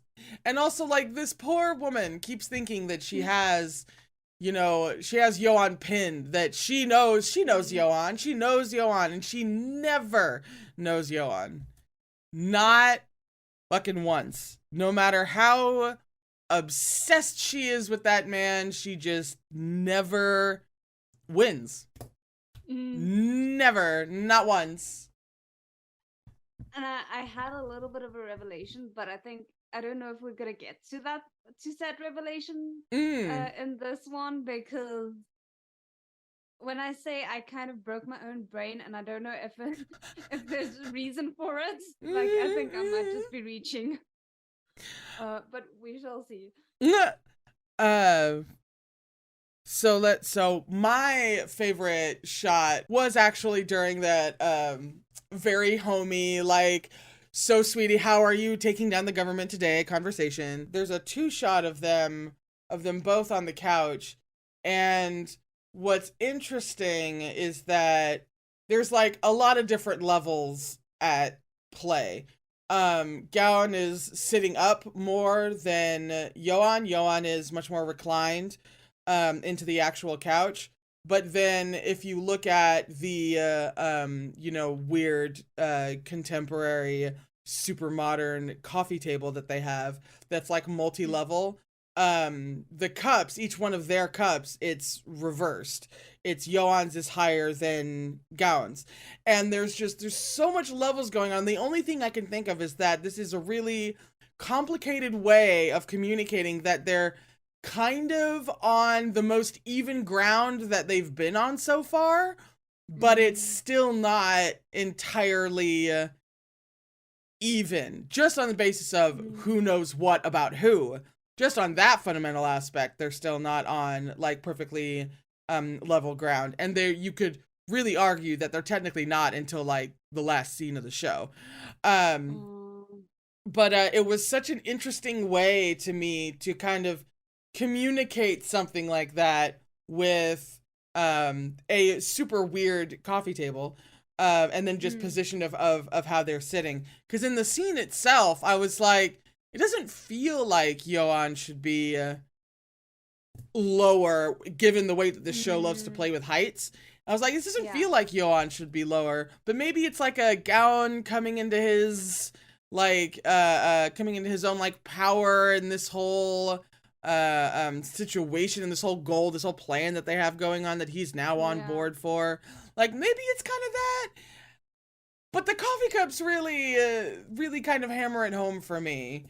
And that they're definitely saying something about they're equivalent, but not really. They're balanced, but not really. They're on their way there, but they're not there yet. And it was too much fun to ignore, especially since, as per usual, there's a shot that you could just very easily throw in here as a favorite shot of the episode, which is, of course, pick a shot whenever Yoan shows up to beat some ass and protect his boyfriend, right? Any one of those shots of him arriving, right, could have very easily been used as a favorite shot, but I continue to be annoying about subverting that kind of expectation and shouting out something else. And it worked again. I love that shot. All right, episode 11. episode 11, like, so much. Whereas 10, I mean, no episode of this series feels like sparse or that, not a lot really happened in this episode. But like, if you're going on Devil Judge's level, for Devil Judge, episode 10 was a little bit of a break, and that feels so absurd to say, but you know what I mean. We're talking about Devil Judge levels of crazy. So while 10 feels a little bit of a break, 11 really, we really get a massive, like, body check into the last section of this series with episode 11.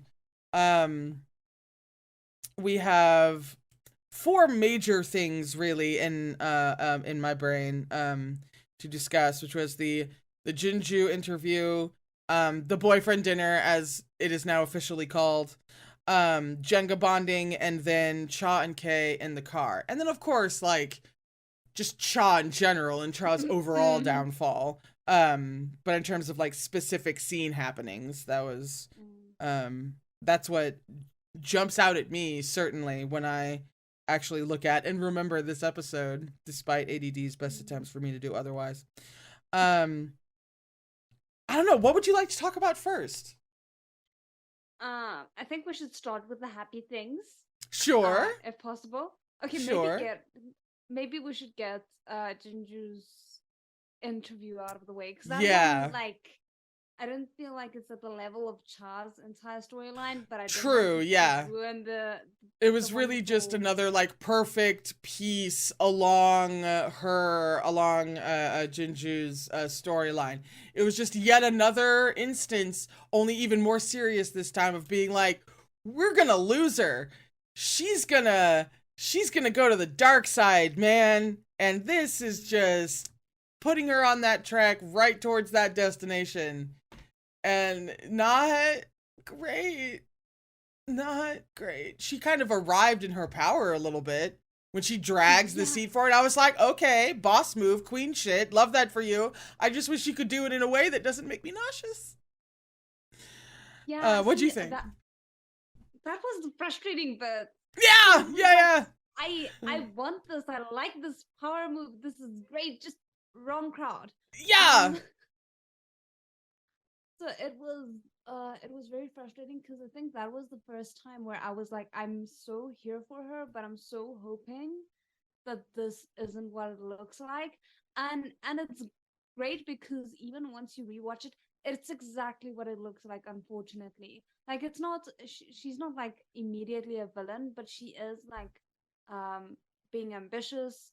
There's no like ulterior motive of, oh, I'm gonna like suss out what's going on and use that knowledge for the betterment of society. There's nothing like that. It's just pure ambition, and I can't really fault her for that, because I think at that point it's very clear that she thinks she knows, but she doesn't know. Yeah.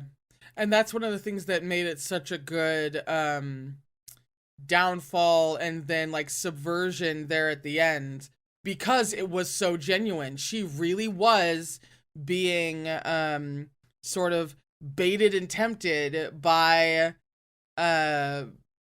evil, essentially, and she really was going down that path, and her ignorance was being weaponized and used against her in some very key ways to try to get her there, because obviously Minbo and guy whose name I can never freaking remember need her to be that, but she's not baby Suna yet, so they had to kind of corral her, but she was still taking the bait. She was still very much, she was on a legitimate negative character arc right until the beautiful valid turnaround that says so much about the themes of this show that we won't talk about it until we get there. But that's what it was. This was another very firm, like, nail in the coffin of like, I knew this was gonna go this way, and now it's going this way, and I'm just sitting here on my couch watching this happen, and I can't do anything about it, but I just hope something happens. Yeah, because I think that was the like the sad part about it is like she was, and I don't mean to like infantilize her, but Right.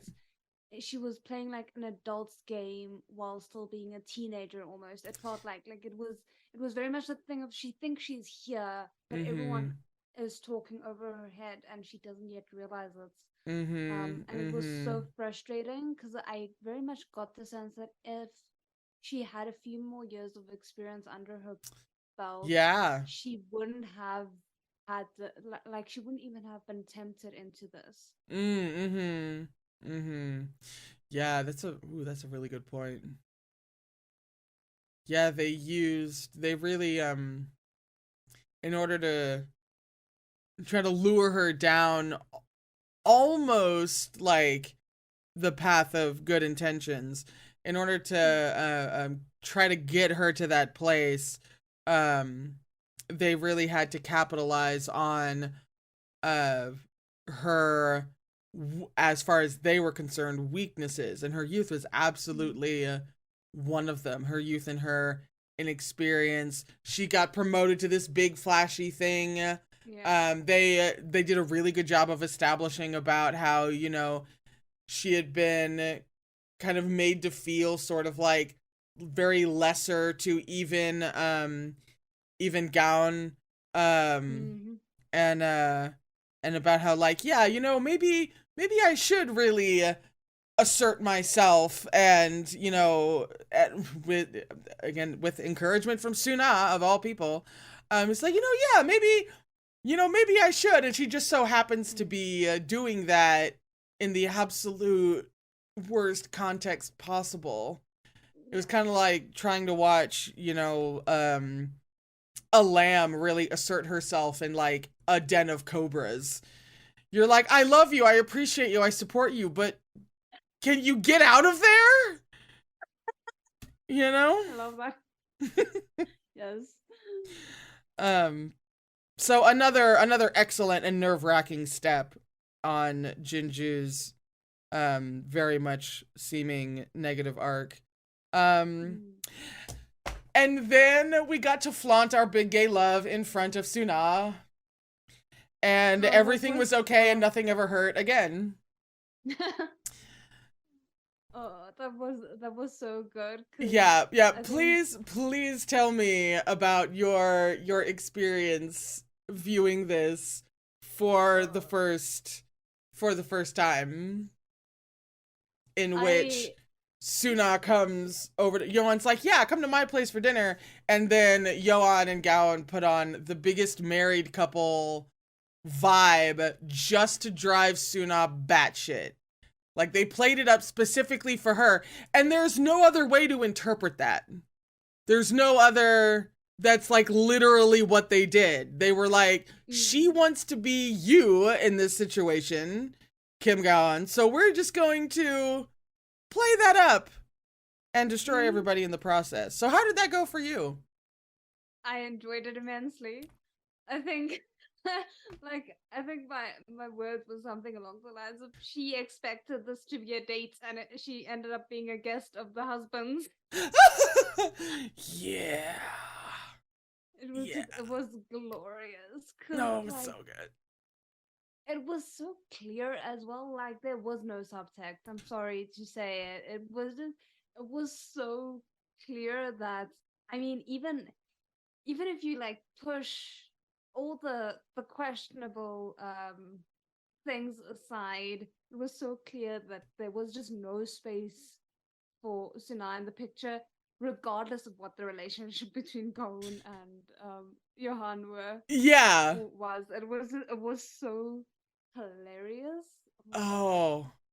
Yeah, it was so deeply satisfying, and like, I don't think I've, off the top of my head, I don't think I've really gotten to experience a moment like that, really. Not quite in Mm, a story that where either I want there to be a queer angle or there is, so whether it's subtext or canon or mm, what have you. um I don't think I've ever gotten to experience something quite like that, and gotten to have that very specific so deeply, thoroughly satisfied feeling. And I am indebted to this show for that. Because Yeah. it was a perfectly, that's another thing. It wasn't gratuitous. It was an Mhm. absolutely dead ass, this is what you would do in this situation when you're basically mind fucking Suna in the way that you need to. That is absolutely what you would do. And every other freaking show, especially in America, would not go there because that would be a little gay to do. And they'd be like, so then we do not see it. We do not see that very blatant opportunity that these characters would otherwise take. Experience that a lot in American media. And to have them not just choose otherwise, but then lean into it as hard as they did, Mhm. refreshing. Absolutely 1000% refreshing from an American standpoint. I was like, oh, they're actually doing this. Would never happen. This would never happen in America. No. And the thing for me as well, now granted, I haven't seen the show 500 times yet. But regardless of which one of the two it is, I can't remember if Elia says like, "Oh, is she your girlfriend?" and Johan and Gaon like aggressively side eye each other, No. or if it's just outright Johan like scoffing. No. But Johan has to tell her everything- repeatedly. Yeah, Mm-hmm. because like everything surrounding that scene, like I can't remember all the details, but it was just glorious because we had like them like sharing the couple stairs where they're like secretly communicating, and then you have Elia asking that, and you have Suna being like, "Oh, you fit in here perfectly." God, it's like that must have hurt to admit. We appreciate your honesty. I'm surprised she didn't say that through clenched fucking teeth. Yeah. And then even you had little moments like Elia wanting to, toast with wine and Gowan being like, no, you get juice. And a total parental moment.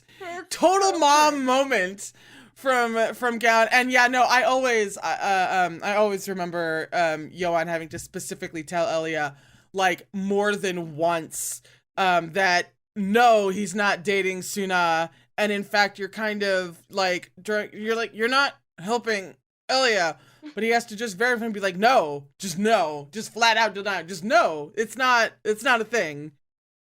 And I feel like on a little bit of a more serious note, that's also a great way that we see that regardless of all the like objections that Suna has voiced up until this point, she still very firmly wants to believe in her own illusion that she and Johan could be together, because like she doesn't really seem offended by it. She doesn't like there's no like real reaction from her that you would expect from someone who is still in the land of the all there.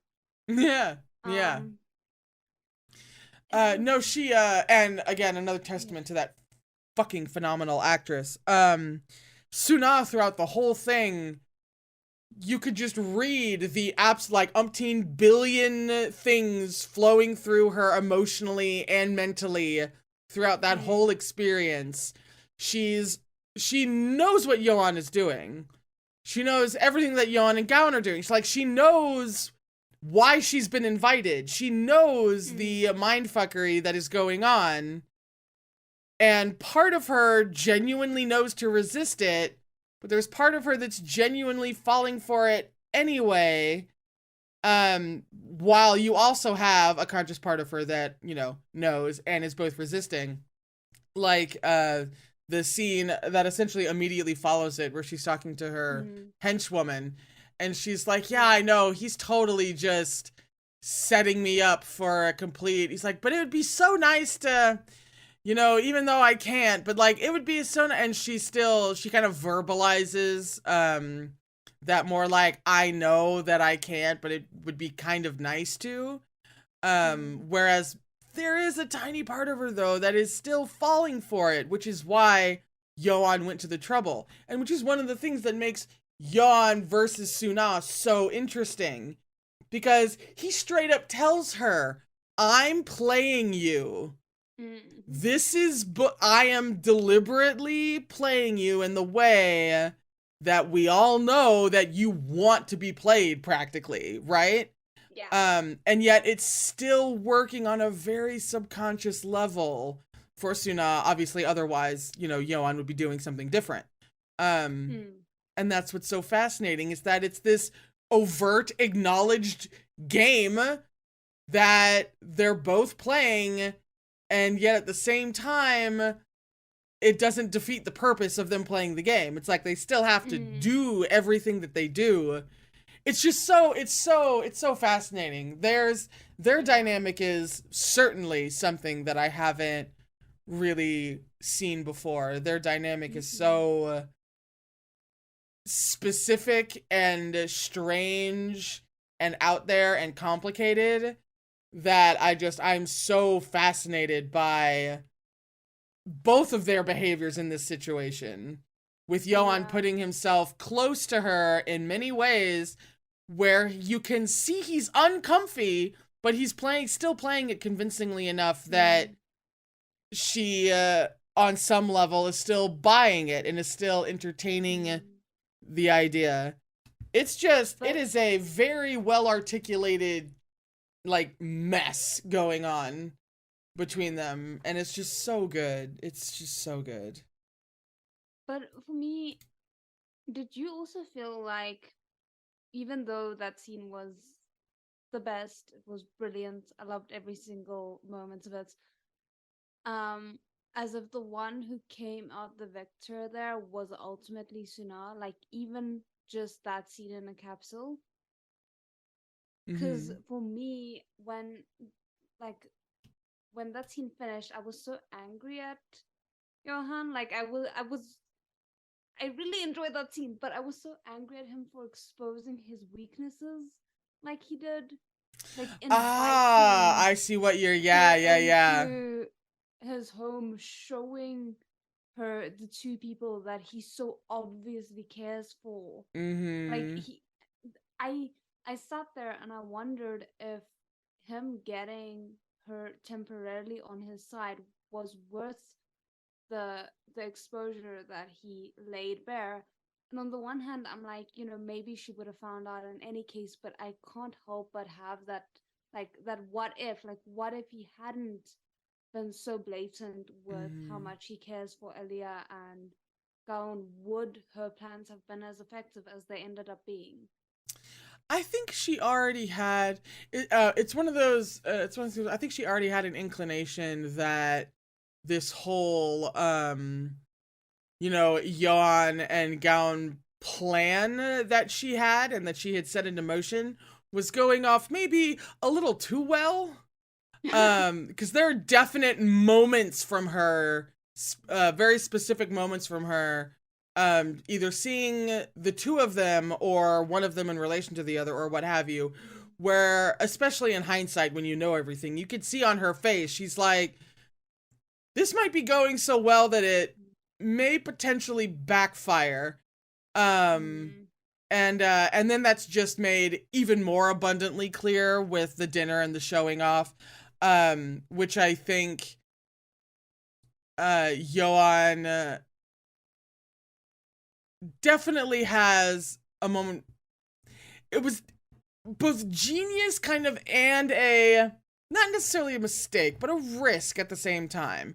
Because even though she was, Gaon was very clearly on her radar in terms of people that Yoan is really coming to care about, she hadn't seen much of Elia, and with Johan, I can very much see him being like, well, Elia's always here, and here is where it is safe.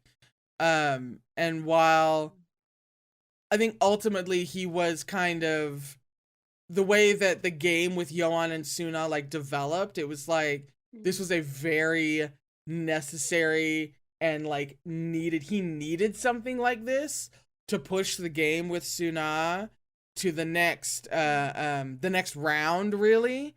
But it also involved a very calculated risk of exposing Elia in particular, but also just how enmeshed Gowan has gotten into the household. Involved a calculated risk that I think he didn't like taking, but especially with the way he operated at that point in time, he still took, because he knows that he has to operate in at least a similar way to which the other people would operate in order to win this game. And they would they go to those lengths. They put those kinds of things in danger. And the only way that you can meet that is like by doing that. And it is flawed. And I think in hindsight, he would be like, that was kind of stupid. Maybe there would have been another way that I could think my way around that. Maybe do something different. Possibly. But it's like, but at that point in time, he was still operating under the belief that he could keep her safe. This is a calculated risk. I'll just go ahead and take it, even though it's like that's pretty much his last resort, putting Elia in any kind of even remotely hint of danger. But yeah, that was rambling. But my point's in there somewhere. No, I got them. Yeah. But see, that's the thing. They were playing house for Suna, but like not really. Yeah, Not really. They weren't really playing anything. They were just like, let's invite her over for dinner and then behave as we usually behave. Yeah, and that'll kill her. It'll fucking kill her. But there was there could not have been any kind of like before the dinner be like, okay, now let's really play up XYZ, because there was no difference. There was no difference. Yeah, and the thing is, the way you can tell that like this was not a play is because Elia would have called them out on it had they been behaving yes from usual. Yes, exactly. And I've been like, why are you guys acting so weird? But nothing. But she didn't. Literally nothing. Yeah. Yeah. Oh man. And then with Elia and the Jenga scene, if we're moving to the Jenga scene, which is just so endearing and heartwarming that I could just I really can't handle it. Because I think, if memory serves, I think the Jenga scene and getting Johan to play and then them playing for like 2 hours, I think it was the first time we get to see them really bond in a positive way. We already knew that Johan really gives a shit about Elia. And we know why Elia has she suspects Johan on some level of killing her dad. So we understand why she's always a little like, But I believe this was the first time where they both really like relaxed enough for you to see the delightful things that they have in common, like their competitiveness. It was wonderful. And man, like my heart grew 3 sizes for like everybody. Even the maid, whose name I never remember because I'm terrible. I'm just like, I love everybody in this bar right now. Like, my love has increased for legit everyone in this scene. And finding out and that other little specific sliver of backstory for Johan, in which we could guess and we kind of knew that Johan had a very isolated upbringing among his peers for obvious reasons that we had already learned about, but getting that insight that as a kid, he wanted to play with them, and it wasn't just this borderline sociopathic, like, well, no one wants to play with me, but I don't want to play with them either, because I look down on them and I hate them, or I this, that, and the other thing. But as a kid, he was just legitimately just wanted companionship that he could never get. And but like, also the sorry, go first. no, I'm like, how am I supposed to not cry over that? So yes, no, your thoughts. No, like before I go into the actual Jenga scene, the recontextualization of like his childhood and um of Gaon's view of what he found out about his childhood. Like, how did it take me until like 2 rewatches to realize that probably the entire show would have played out differently had the bomb not gone off? Yeah. Because like from that flashback, to me it seemed like when he went, he visited the church, he found out all these things, he realized that like, yeah, okay, maybe Johan isn't like the best person, but I don't necessarily think he's like the super bad villain The that my devil, mentor is yeah. making out to be. Mm-hmm. And I'm gonna go and take back that. This is all what I'm kind of like seeing it Yeah. as. I'm gonna go and take back the eavesdropping device that I have because I no longer agree with what we set out to do. And then the bomb goes off and everything else is ancient history. And it's so interesting because if that isn't the, like, if I'm interpreting that correctly, then it reframes so much of what uh Gaon has experienced as well, because it shows that there was a benefit of the doubt to how he was treating Johan even early on that we don't necessarily get when we're watching it for the first time. Mm-hmm. So it was so nice because I felt like that added a layer to Gaon's character that was so small but so like necessary, because he was painted as like this very like good guy and everything like that, and then he gets very muddled, which makes sense for his character. But you kind of forget how righteously he was painted at the start of the show, and then getting that flashback and kind of confirmation of no, he was still in that headspace, he was still willing to give this man the benefit of the doubt. It's kind of refreshing. Yeah, it really gave him rather than like on first watch, you're like, on one hand, Gaon's trying to be like as savvy as possible, and he is definitely suspecting Johan of all of these things. And it's like, and then at other moments, you could see how a viewer would be like, and then at other times he seems just kind of naive about, about Johan, or about wanting to believe certain things about Johan.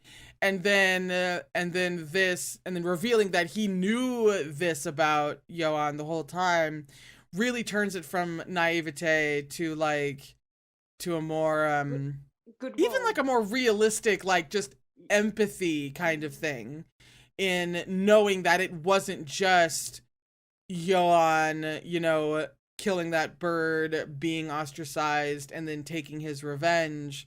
But it was just the specific loneliness of Johan, and that he actually wants to engage. And Gaon literally, right from the get-go, arguing kind of, at least for benefit of the doubt, for Johans, because he tells a priest, he tells a priest, he's like, but doesn't this also kind of strike you as like a lonely child who just, couldn't that have been like a possibility? Yeah. I don't know, father, like, couldn't that have been? And I mean, I think on the one hand, you kind of do want to shade the priest for like not giving the benefits of the doubt. But it's interesting because I think it is like, as to me, a little bit of a commentary on how the memories that you form as a child, you don't necessarily go on and re-examine them as an adult. You just take what you remember as facts. Which is interesting. Oh damn, I had a thought and it just ADD'd right out of my head. Sorry. Oh no, it was Gender scene. it was such a beautiful, important, and yet kind of subtle shift in your perception of Gowan and his whole role up until this point. That they just kind of throw at you when the moment comes, which is what makes me think about, like, maybe the bomb could have still gone off, but I was like, maybe it couldn't have gone off, like, right then. Like, maybe let them kind of have a conversation in which, because, like, now my theory is that if the conversation had been allowed to either play out fully or just go on longer, then we would have learned around then as to what else Gowan learned from the priest. Right That's then. true. Yeah. But because the bomb went off, and the bomb being planted by Suna, which just makes it a whole other level of... She really just dug her own grave in so many ways. Mhm. Then we would have learned it. But the bomb went off, and so we didn't, until it just naturally came up within the course of the narrative. Because that was at the end of episode 2. When the bomb went off, and then now here we are in the middle of episode 11 when it's naturally come up again. And I thought it was a really great way to add that little bit to Gowan, and especially like in terms of getting Yoan to come and sit down and play Jenga with his niece whom he would die for. And then it all leading to a moment of real like family bonding and connection for Yoan. It was so cute. I mean, just so fucking precious. I don't know what to do with myself. And They the way really, he I looks was so- not expecting that kind of family angle from this show when I sat down to watch it. Yeah. Yeah. Elia's whole And- presence, like, kind of threw me in episode 3. I was like, oh, we have a I'm niece? so happy. Oh, I'm so happy all to right. have And then I would die for her. I would die for them. I would die for their whole little family unit that they got going on. Cannot Mhm. believe. And the way he's like so ready to run away until like He is that man. so like Kanyeon, of all people, was a skittish fucking deer when it came to playing a game with the people he lives with, right? So much so that, his boyfriend has to go back in his room and be like, you can come out and play, like, it's okay. Just go ahead, just come on. Which was another total wife moment for Gowan. I must say, that was a big, huge spouse energy when your partner does something like that and you have to go and kind of in private, like, just encourage them in private and be like, I know, but also, if you could, like, what if you did? Just a little bit of spousal encouragement. And it paid off wonderfully. It was so great. It was so But, good. like, quickly, in terms of the bomb going off a little bit later, on the one hand, I would live to see that play out. But on the other hand, I'm like, even if that did play out that way, I don't know if Han Yohan would have trusted Kim Go-eun enough at that point to really like have that conversation mean anything. I feel like he would just throw his barriers up more, and like the rebuff might end up making things even worse than True. they would have been otherwise. Yeah, I think that's why. Yeah, I think so then it wouldn't be about the bomb not going off, it would be about the bomb going off later. Because I think there was enough, for lack of a better word, there was enough of a vibe and there was enough of a thing happening between them, trust or not. Like, there was enough of a thing going on there that the bomb going off and Yoan having to protect him and drag him out of there was the thing that clenched the, well, I clearly have to take him back to my place and not let him leave until he's healed. Like that, the bomb going off alone was going to do that kind of almost no matter what. Especially with Gown looking like his brother. Like that was a big override button for a lot of Yoan's instincts. Um, Yeah. which is fantastic because with characters like that, they can be oftentimes portrayed as like not having any of those very human aspects. As to just they can have somehow almost like almost like a superhero just be like, oh well no, well I resist that very human urge because I have swagger and I can plan things, and you know I'm supposed to be, you know, the sexy one who always has an answer for everything. Mm. Which just the way in which they humanize Johan alone, I would worship this show over, let alone everything else. Yes. That turned into a tangent about loving Johan, which it's probably not the first time in these discussions that that's happened. Um, is there anything else you have to say about the Jenga bonding Uh, scene as it is now known? it was great. I really enjoyed it. Um, Wholesome but content. wholesome Ooh. content. But we should have known that this was the calm before the storm. And I was just so happy Yeah. that I didn't even think about it. Like, I mean, Me neither. I thought about it in like a very far off way. I didn't think it would happen in the same episode. Like usually like they give us Oh that yeah. episode of happiness before Mm-hmm. the storm hits. Mm-hmm. They were like, no, we're gonna spring it on you ahead of time so you don't see it coming. Mm-hmm. Yeah, no, you had more of a brain cell than I did about it. That was absolutely one of those things in which I went plot stupid and I was just like, oh my god, they're a family, and then it all just got obliterated.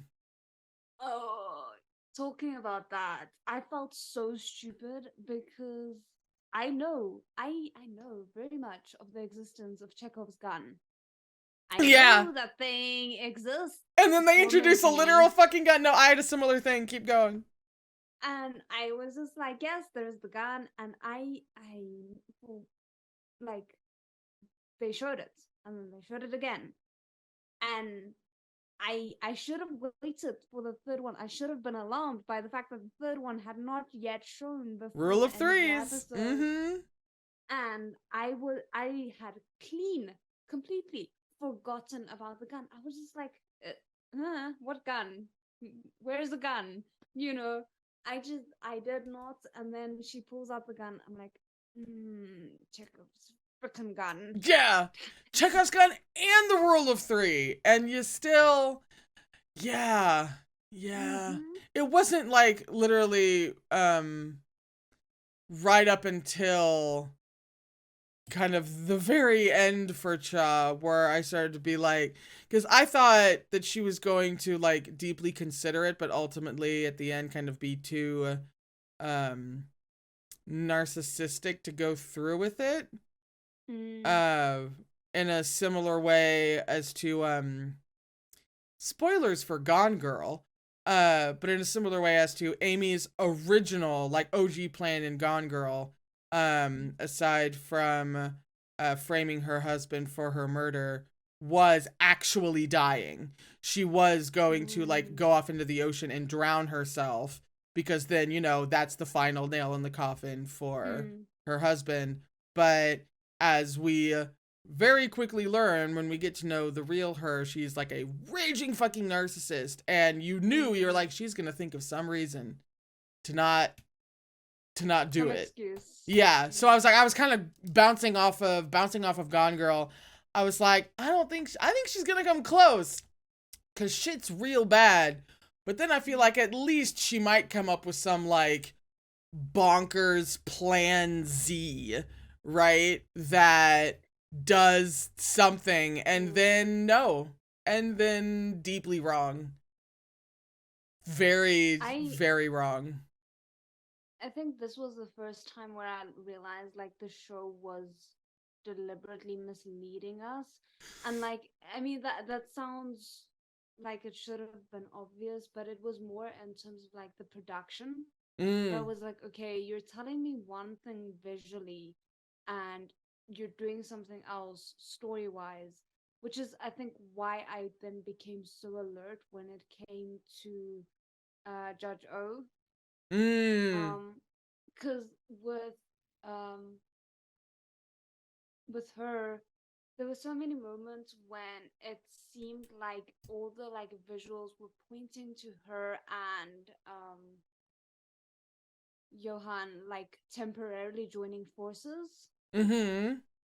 and the fact that that never happened threw me off so much Mm-hmm. that I was paranoid for the rest of the show, like Oh yeah. over analyzing all the other characters, and I think that's Uh-huh. why I then caught on to potentially what Judge O's arc was gonna be, because I was just like, you are not tricking me like that again. That would.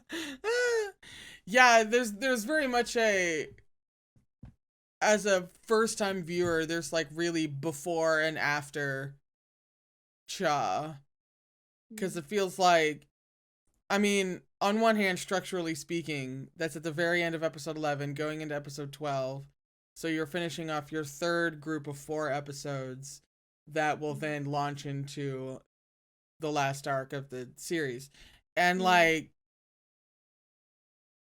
escalates things certainly, like surprises you definitely, um complicates like all of the relationships beautifully, albeit in extremely painful ways. um it was just the right thing storytelling wise to do, and then because this fucking writer is so good, it didn't feel like a, well, they needed XYZ to happen, so they had, Cha kill herself because, but no, it all makes an overwhelming amount of sense. And it was like, just because I didn't think, I was like, I think she's gonna come close to actually doing it, but then not. That was like a 50-50. I was like, she's either going to get right there and then not do it because she feels essentially, kind of for lack of a better phrase, entitled to live, if that makes any sense. I was like, or she's actually gonna do it. And I was like, for whatever reason, still underestimating this show, I was like, I don't know. I just don't think she's gonna, oh, she's dead. Oh, they will go there. Why I hadn't learned that lesson by the end of episode 11, I don't know. I don't know. This show had repeatedly shown itself to be like, we will actually go there, We will do it. Don't tempt us. And I'm still over here like, it's like a 50-50, Like in my brain the first time, I was like, yeah, she could, but she could just as easily not. And like, they may not even want to go there. Blood on the floor. Yeah. It was, really, it was geniusly done and preyed on my specific frailties as a viewer perfectly. One of the things I love about it is that it gives Yoan a win technically, but not the one that he needed at that moment. So he still loses both technically and emotionally, as that is directly what leads to, the breakup episode. Yes. But it was all very complex fallout from it, up to and including Johan, and it was a really interesting failure to put on Johan's shoulders. And watching him grapple with that, watching Gowon grapple with that, watching everyone just kind of trying to deal with this new situation was some fucking excellent drama. You really kind of inherently learned a lot of things about everybody involved from that. And I think that to me might be the first time where we're seeing things from Johan's perspective, not so much Gowon's, because I think much like the audience, Johan assumed that she would never do something like that. Yeah. That's why he felt confident enough to just leave her in a room by herself. He had made an assessment, and he's usually right. He is right an overwhelming amount of the time. And then this one time where he was wrong, and The one time that he and the audience were on the same page was the one time Yeah! he was wrong. they're wrong. Yeah. We should have known. We should have known. We should have known. Damn it. Yeah, it was just, it's, considering the pain that it leads to with the breakup episode, you wouldn't think that it would be like a favorite dramatic turn of mine, but it absolutely is. It's just so, it was just so good. The whole show is just like so goddamn good. And what was the, and the in the aftermath of that, there's been, up until that moment, there had been kind of a deliberate, yeah, that's what I was thinking. Up until then, Johan lets people feel their feelings at a distance, at a physical distance from him. We've already talked about this. He's not the physically comforting type, but he will stand there and give you space and let you do what you need to do, right? Until he's in the car with Gaon in the aftermath, and Gaon is in the passenger seat, clearly being, obviously, as you would be, suitably fucking destroyed, not just about, finding a fucking woman who had killed themselves directly because of the place that he had helped put her in, even though she was a shit human being, but then also, his best friend finds them, and now his brain is a mess, and we actually see Johan reach over and temporarily squeeze Gaon's forearm, I think it is. I don't think it's his upper arm, I think it's his forearm, as the first physical comfort that we have seen from him. Yeah. I mean, it's one of my favorite moments, kind of period, No. like forever, because there's always something satisfying when the physically standoffish finally are put in a situation in which they cross that barrier. Necessary. That's always satisfying. That's just kind of inherently dramatically satisfying.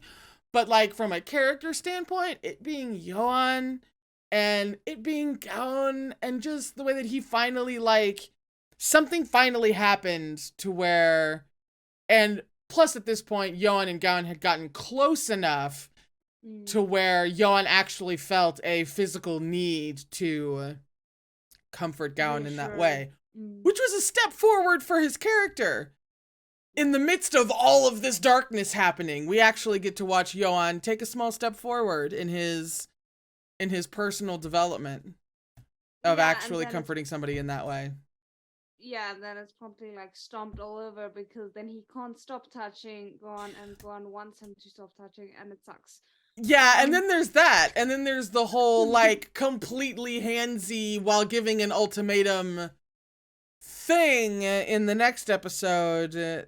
And it's just, yeah, it's set up for maximum pain. But in that moment, you're like, oh my god, he's learning how to physically engage with people who are, and then they use it to kick you in the teeth with it. But again, I'm in glad, that moment. I'm glad that was your thought process. Mine was just like, holding hands. I was like, oh my god, technically a wrist grab. I will call that a wrist grab. That counts. That goes in the long, storied, glorious history of queer-ass wrist grabs. Yes, it does. And I will fight anyone who tries to tell me any different. Oh, yeah. But was that not at the start of episode 13, though? I thought episode 12 ended with Siona discovering... Am I misremembering which death it comes after? Did I totally do that? I wouldn't surprise me. I think you're right about the death, but I think it happens at the start, because they kind of recap the end of episode 12 at the start of episode 13. Mm-hmm. Or sorry, the end of episode 11 at the start of episode 12. And I think Yeah. then we see the drive home and the wrist grab, non-wrist grab. So Is I that think for? it might have just ended with Siona discovering them and being like, "Oh, you sir, like get up, put your hands up, Mhm. and turn around," and then it's the reveal of, "Oh, it's gone." Um, Yeah, so that oh yeah, I think that would technically fall then at the beginning of episode 12. Yes, the moment that we're talking about with Johan reaching across the car and squeezing Gowan's arm, that is at the beginning of episode 12 as part of the immediate fallout of finding Cha dead and essentially hearing her kill herself. Yes, that is where it comes in.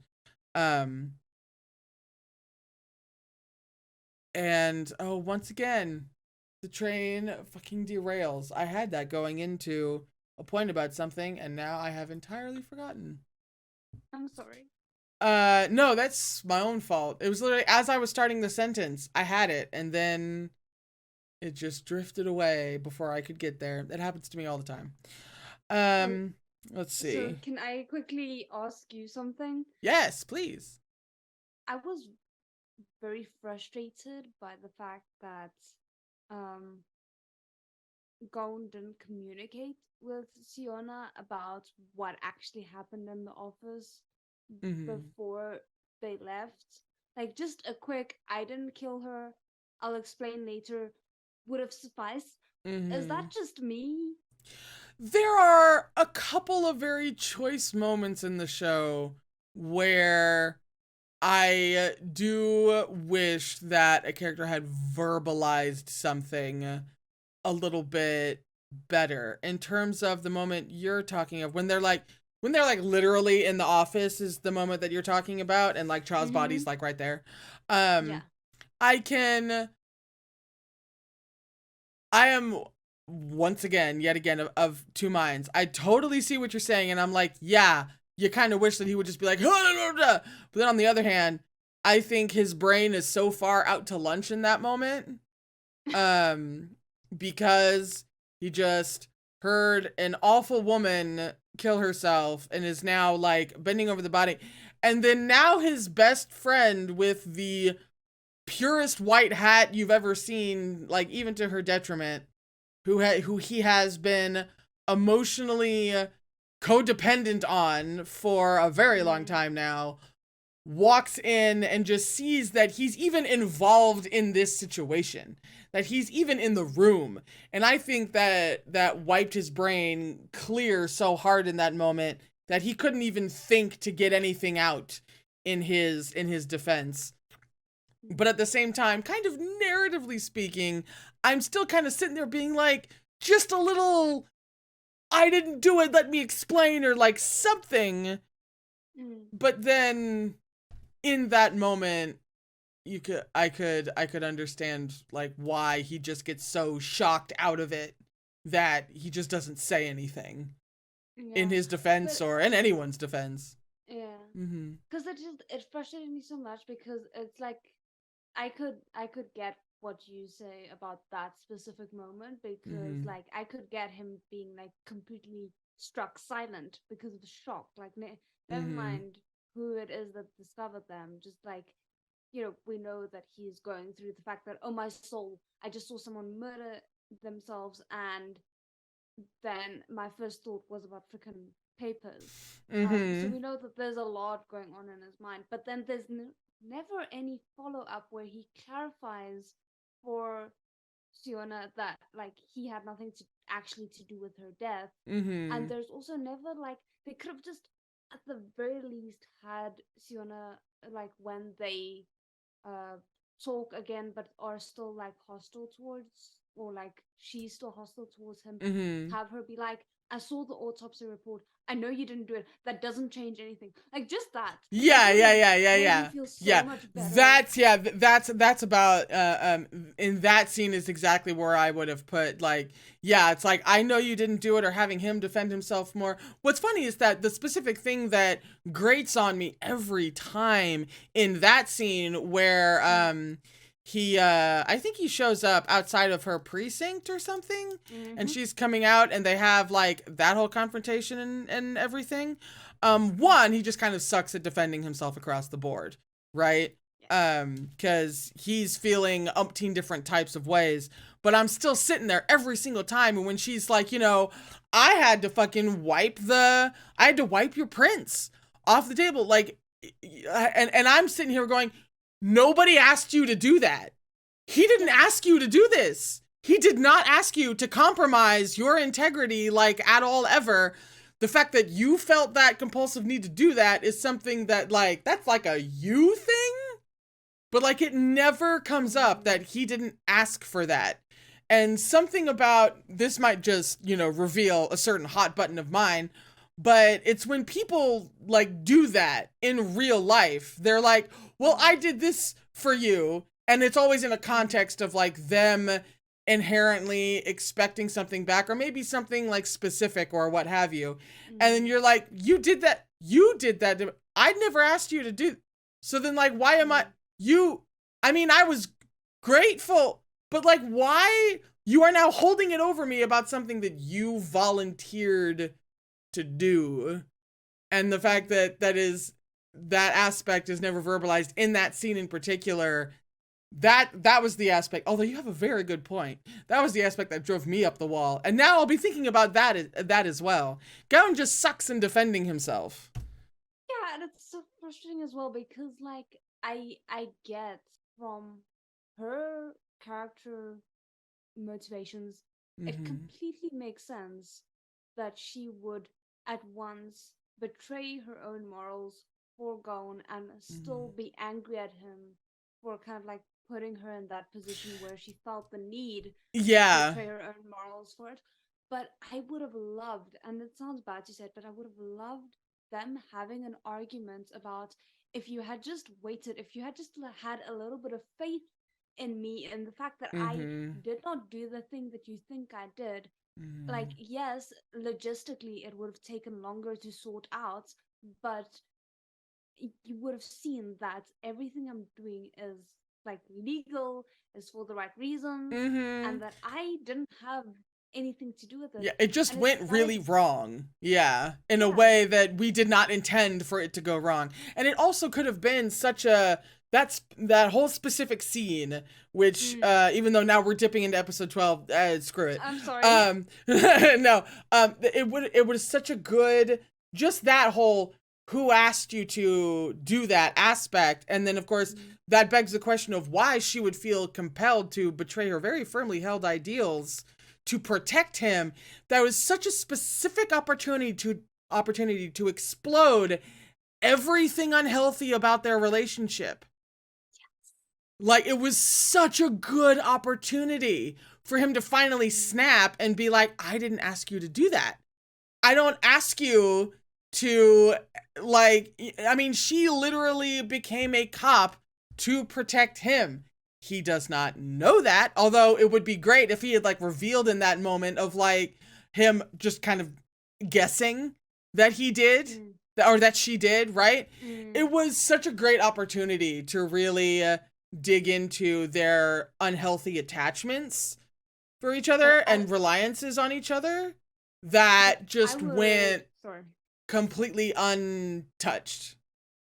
Like, yeah. And to add to that, like, not just that aspect of the relationship, which I firmly believe should have been more explored and at least like in some way, shape, or form condemned, because it's not healthy, and the show does a really good job of like pointing out all the other unhealthy relationships. So I don't understand why this one gets a free pass. But also the fact that like both she and who's the law guy, the one that's like, you need to be Judas? Oh, Jung-ho. Yeah, so Yeah. both she and Jung-ho are like, yeah, we trust you, it's all good. They never actually do though. And No. the fact that um, you know, Siona comes upon this scene of a murdered, well, suicide Yeah. driven Cha, and her Mhm. first thought is, oh my soul, he had something to do with this, rather than, oh my soul, what happened? Like, we need to get help. Tells me Mhm. that despite all the faith that she claims to have um in Gohan, she will never see him as anything other than the teenager that she at one point had to protect. And they both Suna and Jung-ho very treat him as if he's constantly teetering on the correct morality, which is of course the morality that they hold, and Mm. just a pit of chaos and evil. They always see him as teetering on that, which is why they always try to pull him back whenever he Mm. makes any kind of, well, I mean, doesn't Johan kind of have a point? No, he doesn't. He never has a point. He's completely wrong. This is an entirely black and white situation. And we are on the white side. So if don't even think about it. And yeah, there is never much actual trust for understandable psychological reasons from Suna's Mm. perspective when you're kind of when you're when someone you really really care about goes through something that fucking awful and Mm. you are the only person around to help, like their whole enmeshment thing makes total sense. Yeah. It's just the fact that it goes unexamined for the most part, where I was like, that was such a beautiful like setup, and then you didn't spike it over the net, but you had Mm. everything going into it though. And that one particular scene, above most actually, is where it really gets to me. Give me your highlights for episode 11. Okay, so originally I was feeling it pretty meh in terms of like specifically like shots for this episode. And then I went back and I do like screenshots of things that I want to talk about as well, not just screenshots of the things that end up being like the moments.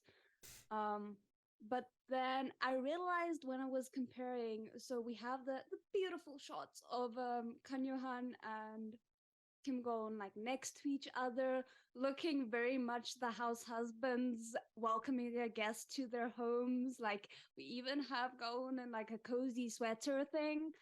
And then what I absolutely love about it, and I don't know how I missed it when I was like watching it originally to pick the moments, is you have Suna changed change out of outfits when they're at the office versus when she arrives at Kanyohan's house. Mm-hmm. And she, like, you can see from the outfit it's like this off-white lace number with a beige coat, and it very much seems like she's trying to fit into the house, into the vibe, into the status that is the Kang home. Yeah, it's part of Uh, the I but belong here mentality. Yeah. Uh-huh. but what's so great about it is you, like, again, you have the husbands sitting next to each other. I'm just gonna refer to it like that. And That's they what it look so is. I dressed mean, down. uh-huh. They look so dressed down and like kind of relaxed in their element, where she clearly looks like a guest. Like she looks a little bit too dressed up, like sort of in place, but just a little bit too dressed up and clearly very formal. And it was small, but it was a nice touch that I quite liked. Oh man, didn't you say that she only or didn't we figure out that she only appears in a solid white twice? Once Yes, when I she's need to like. killing there, yeah, and Mm-hmm. then the second time was here.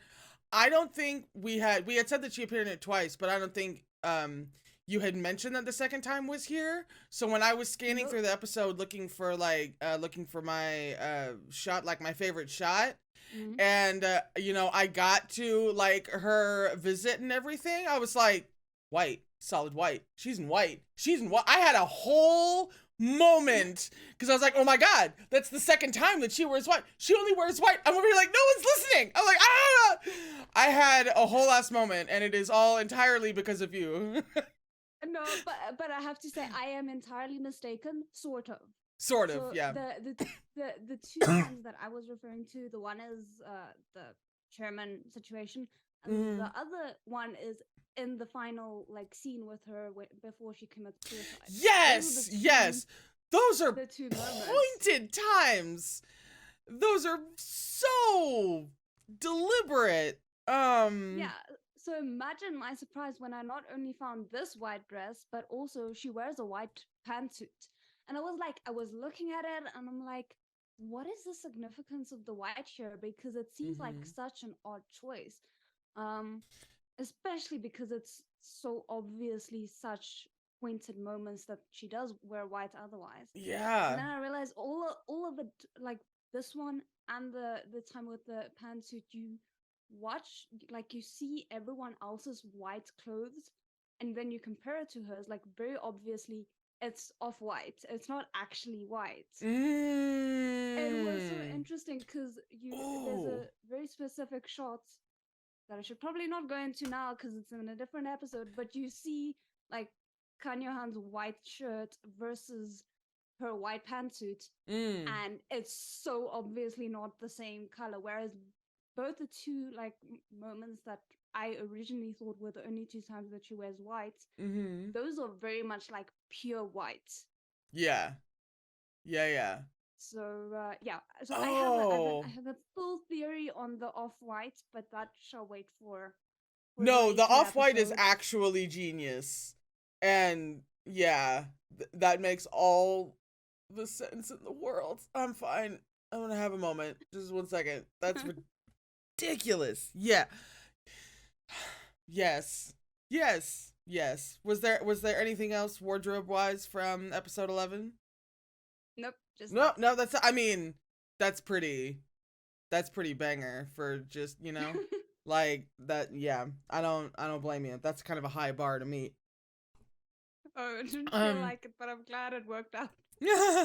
So episode 11, I think if I remember correctly, I had sort of a similar experience as you. There didn't seem to be like much aside from like the super obvious little iconic shots and everything, because of course from top to bottom this show is captured just beautifully and just stupidly well.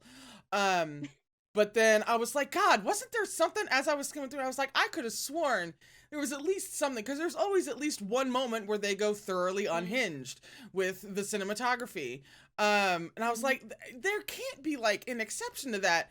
And then I got to the very end as you know, Cha in her office about to kill herself, and they have that fucking ridiculous, just thoroughly iconic, like whole ass camera rotation that doesn't, I don't think it even starts, like, it's not like it starts fully upside down. But it's like already in mid-turn as it's coming back around to be level and upright with Cha at her desk. But it's like back towards, the camera's back toward the back of her office. And it's this whole spiral moment that includes her reflection in the table, because this show loves a good reflection. We love to say, you know, upper, lower, higher, lower, you know, real person reflection that denotes some kind of devilish, hellish thing, right? And yeah, so they just twist throughout the whole shot. So of course it's an actual like moment of camera movement, so it can't really be communicated in stills, but I still found one that was at a big enough angle. You look like you just connected dots. You just connected dots. I feel like you just connected a couple of massive dots. Please. That's probably something you've already realized. No, it's about episode 16. But when you said the thing about the reflections, suddenly everything made sense. Oh, are you talking about the very end of episode 16? Yes. Yes, that is the culmination in all of the reflection bullshit that they pull throughout the show. It culminates in the very last shot of the series. Yeah. Yeah. Sorry. yeah. No, it took me a moment to realize that. Like, No, I feel everybody like- has that moment about the final shot everybody has that moment. You just got to have it on camera. It's fine. Oh. Sorry, because I'd had like theories about it, but now everything makes so much sense. Mm-hmm. Now it's just not just a theory. Mm-hmm. Cool. Sorry, moving. Yeah, moving no, back. but yeah, that's pretty much all to say about like that shot. It obviously reflects her current, psychological state of upheaval, and we're coming back around, and it's just beautifully executed. And I think it even may come into focus as it turns as well. Although I might be making that part up. But no, it's a wouldn't be it's a surprised, though. ridiculous shot with absolute narrative justification in why they would go to those lengths to capture that kind of camera moment, that kind of cinematography moment. It makes total sense as to why they would do that. So actually it's not extra, but at the same time it totally is, which in my opinion fits right in with the show. Yeah. My question is, because I like probably didn't really register that moment. Mhm. So there's obviously like the Dutch tilt that kind of is a result of the spinning camera. Was there by any chance also a vertigo shot in there? Oh, I don't think so. I think, especially from the screenshot that I sent you, that's kind of in the middle. I think that's about in the middle of the camera's movement for rotating. And if I recall correct, that is like the single most prominent crazy ass cinematography shot they have in that moment. I don't recall there being a vertigo shot, although that would have been warranted as well. That would have been absolutely warranted. But they went with a whole spiral thing. Yeah. I mean, she is spiraling at that point, so it makes Oh, complete she sense. totally was. And like everything in her life was upside down. And this was the only way she felt she could write it. Oh, ow. I think I just hurt my own feelings. Okay. But I believe if that is it for episode 12, right, then we've actually come to the end of a whole part of this insane series that we seem to be trying to do together. This is the end of episode 11. The end of episode, like, we're going into episode 12. I was so excited. I skipped a whole ass. Well, that's staying in. I have no dignity. I'm not cutting that out. I'm leaving that in. That's classic me, jumping the whole ass gun. Anyway, episode 12. I enjoyed that. Which we had Thank you. already kind of snuck into at the as we were talking about episode 11, but they literally piggyback off of each other, so that's no one's fault. But so now we actually get to talk about episode 12. Getting the most obvious aspect out of the way, because there's a lot of after the breakup, and that's what we're gonna call it because that's what it was. After the breakup, we get a lot of person A or person B of the breakup goes into a room and has a long protracted memory moment with the person that they have just recently broken up with, okay? And that, in addition to many other reasons, but that and the fact that that happens with both, Yoan and Gaon multiple times throughout the episode, okay? That's why we're just calling it a breakup, because that is the South Korean and really East Asian trademark for post-breakup atmospheres and shows. Everybody does it. That is a thing. I just watched / skimmed through Unintentional Love Story, which is a canonically queer South Korean, I believe, queer rom-com show situation. Mm. They did the exact same thing. So, I mean, every single freaking show that, that you can see, it always does it. It is not even, and it does not even try to hide it. It is just fully blatant about this. It is a breakup. They treated it like a breakup because it was a breakup. So it was a breakup. This is the breakup episode of The Devil Judge. And I still can't believe that we actually got it. Yeah. No. Yeah. I said I can't believe it exists. I just like No, I know. everything about it. Yeah, normally I would be like so, upset because, breakups are painful and you never want to see your OTP break up for any length of time, right? And and yet, one, they did it so well that I couldn't be mad at it. And then two, I was so astonished that they were leaning so heavily into being so overtly a breakup that it was just kind of reverse confirmation or something like that. So I was like so happy while being so devastated. It was a real moment in time seeing this episode for the very first time. Yeah, because it's like there wouldn't be a breakup if there wasn't something to break up. So, and the writer, whose name escapes me yet again, the writer has, said that, a fundamental part of this show was that he was just writing the characters and not thinking about gender. Just like not thinking about, it's like, well, this is a female character and therefore you have to go by these certain stereotypes or archetypes or traditions or whatever. He's like, he was not even thinking about that at all. He deliberately did not think about that, which is how you wind up with characters like Cha and characters like Kim Ga-eun. And you really feel that like throughout the whole show, that like this writer did not give a shit if a character was male, female, otherwise. That did not factor into how they treated the character at all. And this seems to go right in there. It's like he did not care at all, very clearly, that we were talking about a relationship between two men. They're breaking up. So we're gonna handle this like it's a breakup because it's a breakup. I'm still not over it. I'm really not. Episode 12 is so thoroughly unhinged, and it's my lucky number. Like, I am truly blessed. I am truly fucking blessed by this show. And I never say that, I never say that about breakup moments. Who says that about breakup moments? That it feels like such a gift. Isn't this no. I think it comes later. I need to actually make a note, but there's also the fact that I think it's later, but Yohan at some point thinks the line about Elia and Ga-eun.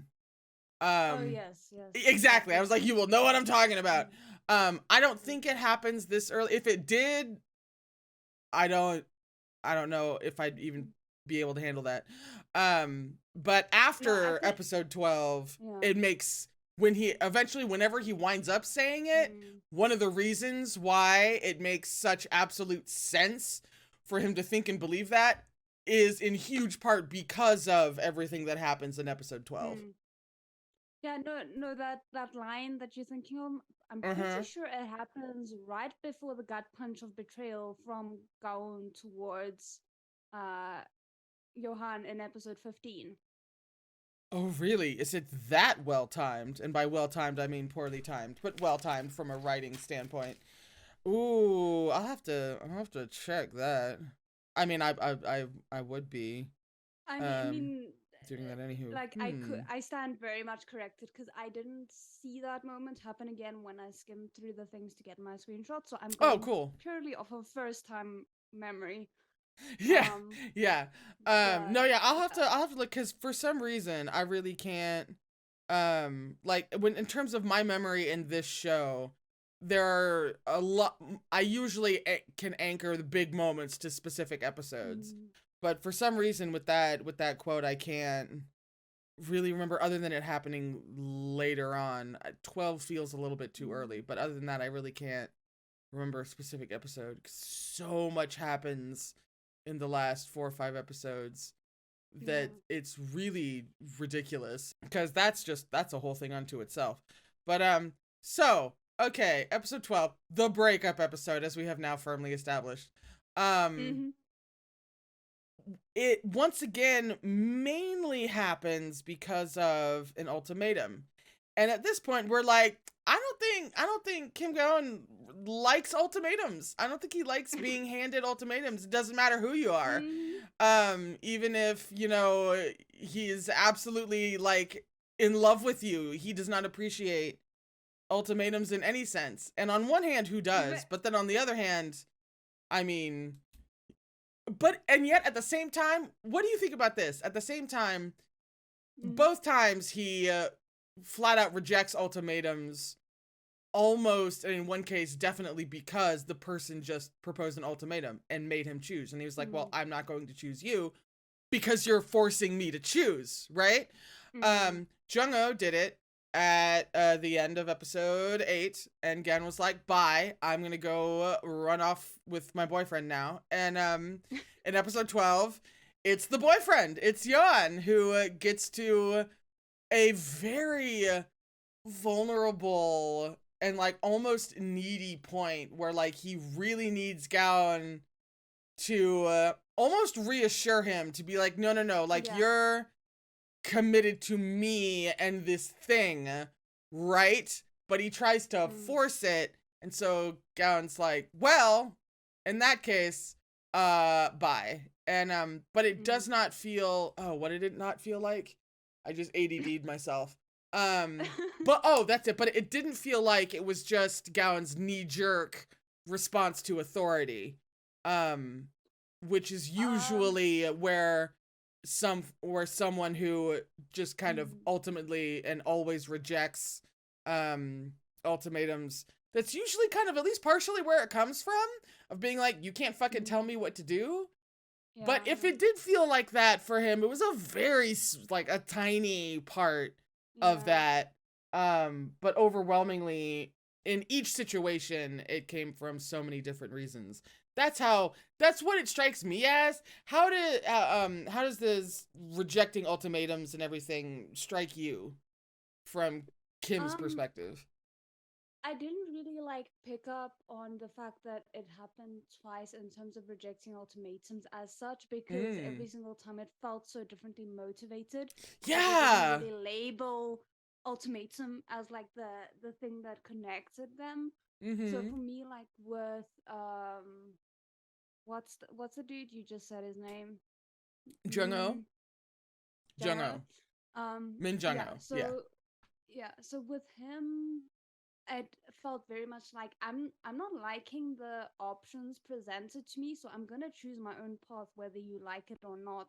And you're not gonna force me to choose. So that was more how I read that situation at that time.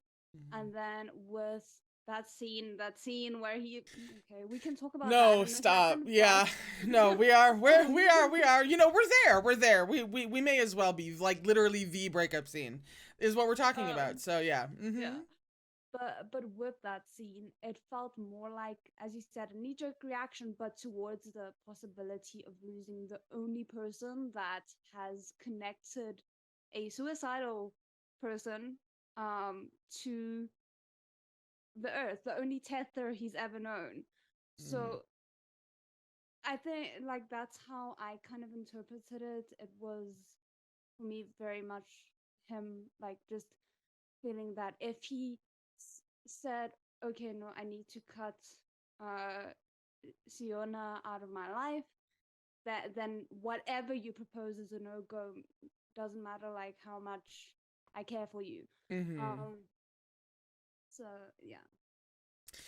And because it was specifically you either drop her or you drop me, it also feels like, in terms of Kim's character progression from, you know, the, like, lawful good even to your detriment place where, you know, Jung-ho and Suna like to hang out, towards a more discerning place of good, right? it feels like also sort of a step back for his character development. Yeah. It's like that moment in the story where the character goes, oh no, this is too much. I need to go back and cling to my old ways, my old mode of thinking, because that's what makes me feel safe. And I'm feeling very not safe right now. And mhm. Yeah. Sorry. Like to once again hammer on the one thing that we will continue to disagree on, like whether or not the romance between Siona and Gaon is indeed the way that either of us interpret it. I don't interpret it that way. I think that's what they intended, but that's yeah, the okay, yeah. But this is, I think, my biggest drive for why I cling to what I cling to is because I can't, if Kan Johan hadn't pushed at that moment the way he had, I can't see them ever having ended up together, because I don't think. Oh, absolutely, yeah. So like that's why I'm like, I don't see, like I see the potential of there maybe having been like somewhere along the lines them getting together if Kan Johan hadn't smashed his way into the picture. But because their like getting together scene happens the way it does, yeah, it feels very much, as you say, like a regression of his character, which is not something that you want. Right, so, yeah. He regresses that's until the why- narrative then goes, but I'm sorry, I can't let you do that. We have to shove you into this, which is a pretty. Sometimes when you're playing a character arc like Kim's and you kind of do that, sometimes it can feel kind of like either Deus Ex Machina, or it can feel like you can kind of sense the writer's hands in things of like having a character like regress, keep regressing, and then the character that they're regressing towards dies, and that then pushes them the rest of the way. Sometimes it can feel very like someone's pulling the strings. In my opinion, it does not feel that way in this particular instance and with this particular setup and show, because it makes total sense that it would have to happen that way for him. He spends the entire series going back and forth between two different sets of ideals, and he at times leans one way, at times leans another, and life and the overall themes and messages of The Devil Judge being what they are, him needing a good shove in the right direction makes a whole lot of sense just for him and for the entire show. And it was really like, and it of course makes for some seriously compelling drama as well. And this was the big time where, as he goes back and forth throughout the entire series, the ways in which he goes back and forth get bigger and just more of a big deal in general, and he does it in bigger and bigger ways to actually when he regresses, he's now leaving Johan, going back with Siona, and then he gets pushed forward even more violently because Siona dies, and now he's out in the wild blue yonder, needing to having no other choice but to really start making those types of decisions for himself. That was a tangent, but I hope it made sense. It made all the sense. Don't Oh, worry. good. No, but also I think there's so much to unpack with her death that we should probably like hold off until the end. Oh, definitely, yeah. We're totally waiting for that, yeah. But there's just so many ways that it works that I really appreciate, that it doesn't feel cheap. And also, like, one thing that I do think is a little bit of the show's saving grace in terms of killing off Siona and killing off Suna as well is the fact that Elia exists. Because otherwise it would genuinely feel like they're just killing off all the women. True, yeah. But like the fact that Elia exists and she is like she's such a good character because she's not like shallow and she's not like just good for the sake of being good. She's just a generally good character, like person who has just been raised under Kan Johan's influences, has these Yeah. quirks. Yeah.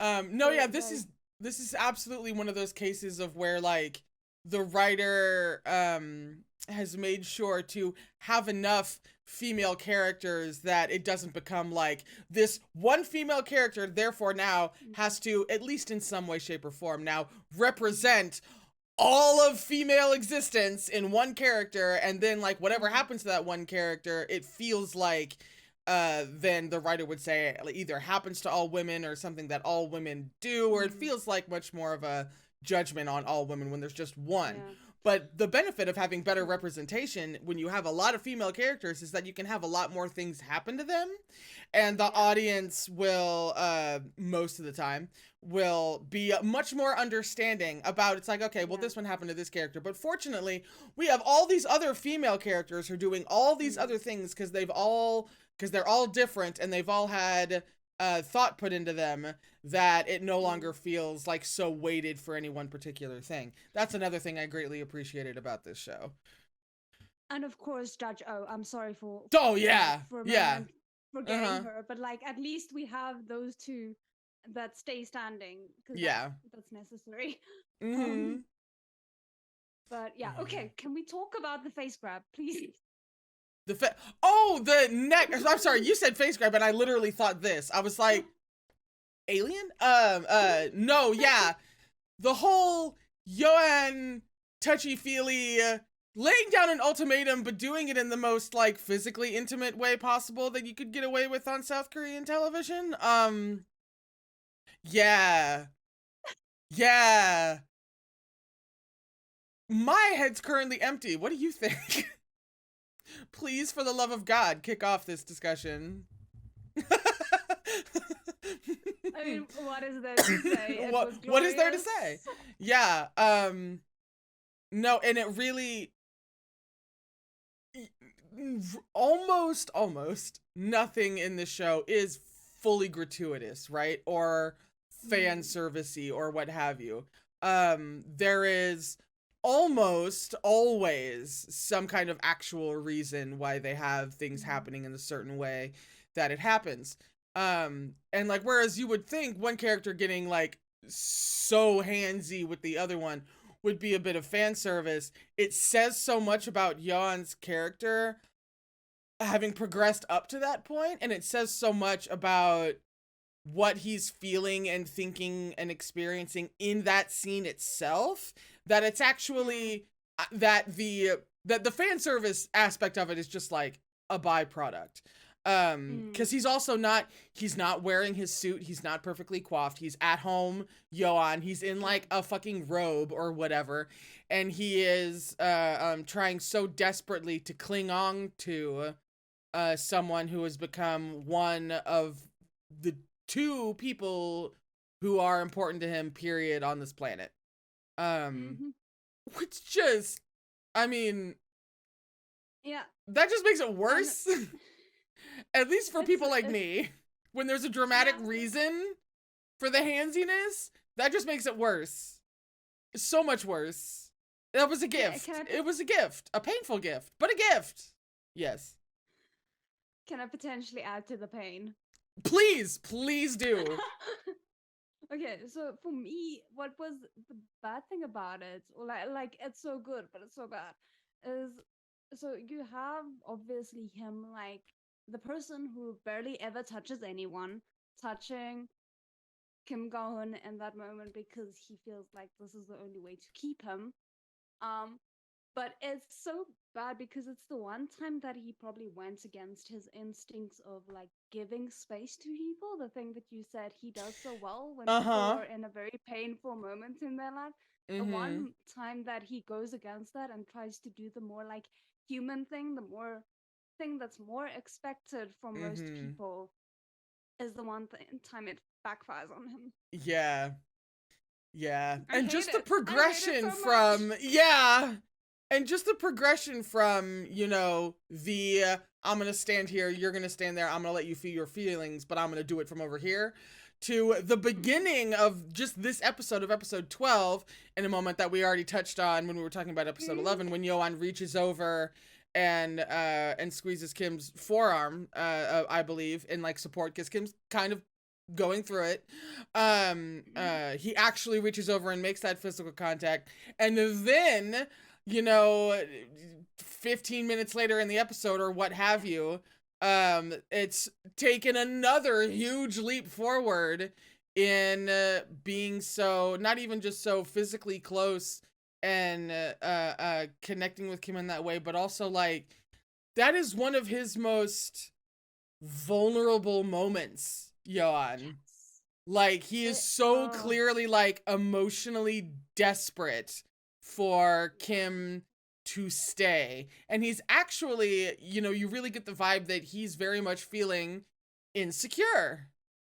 And I mean, the seemingly confident one, you know, feeling deeply insecure, when done this well, is, I no real words when you're watching a scene like that, really.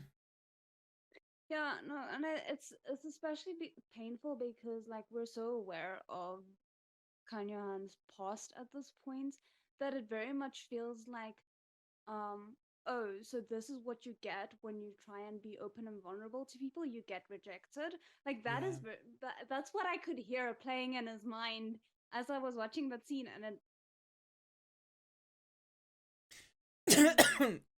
yeah, that scene is, it's so painful and so important for so many reasons, and that's absolutely one of them, that he gets smacked down. But then he also just he also didn't, for real lack of a better term, he also didn't do it right. It's like, it was like Baby's first attempt at really showing his vulnerable side in a moment of, I really need you with me on this.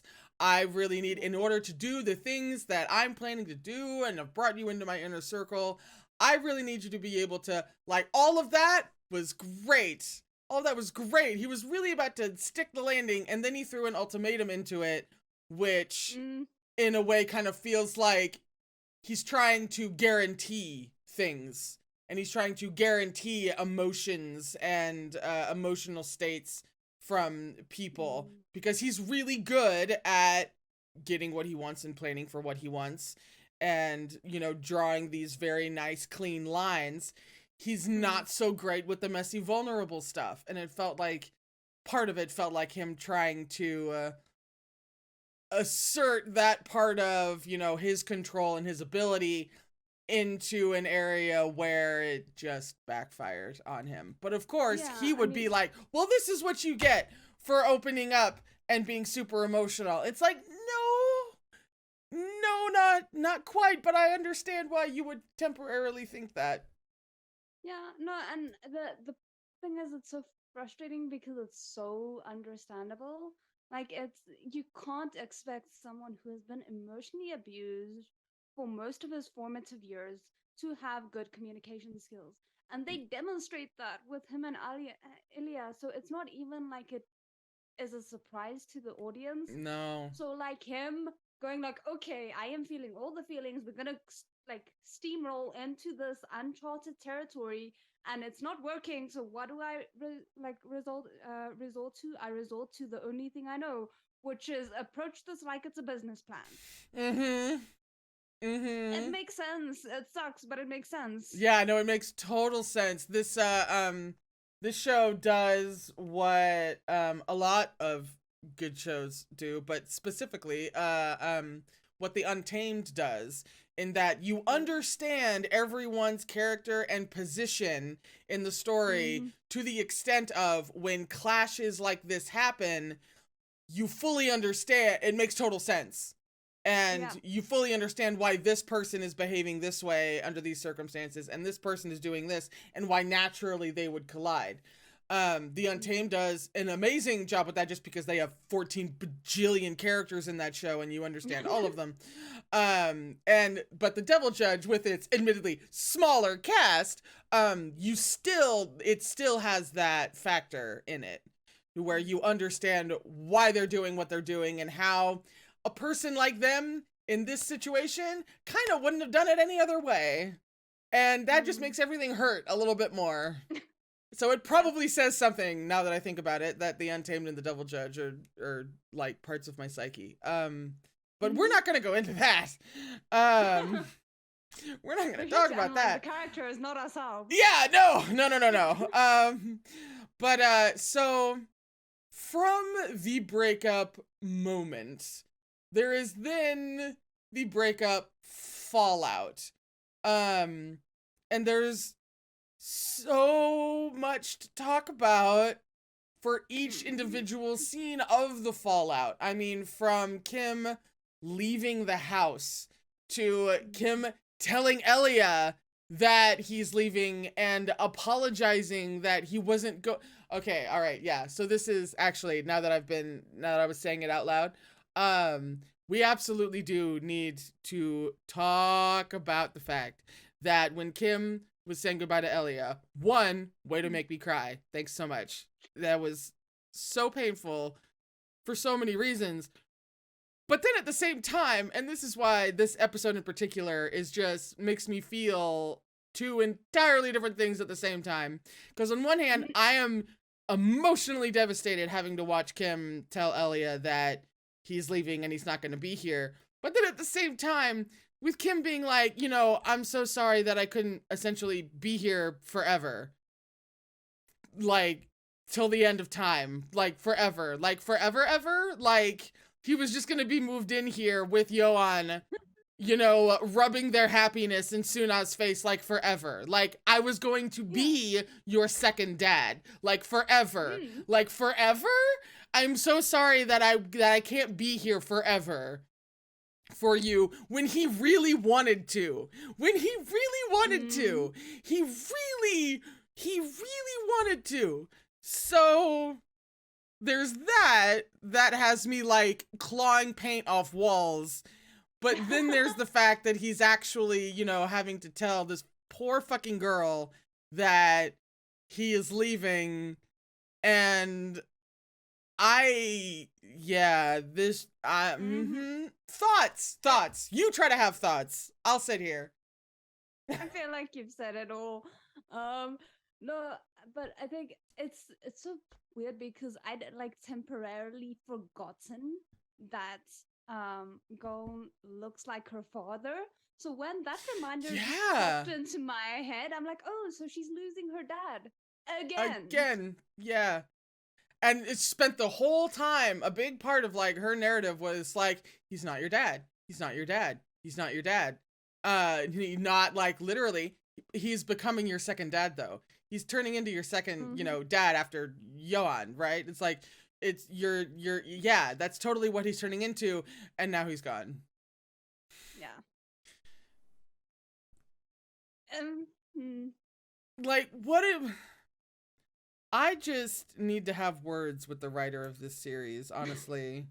And what's great about it for me is the fact that, like, in the grand scheme of things, it's one of the more lower stakes things to happen to any of the characters. It's just them, like, which is crazy. But it felt so devastating. Yeah, that was probably, it may have happened a little bit before then, but that was probably, I mean, that was certainly one of the key moments, if not the key moment that really, like, because I think I mentioned at some point earlier in this like whole epic of discussion that, you know, wasn't expecting a 16-year-old girl character to come into the equation to be, you know, related to Yohan and have that whole thing and the whole like real family dynamic. Was not expecting that to come and be a thing in this show at all.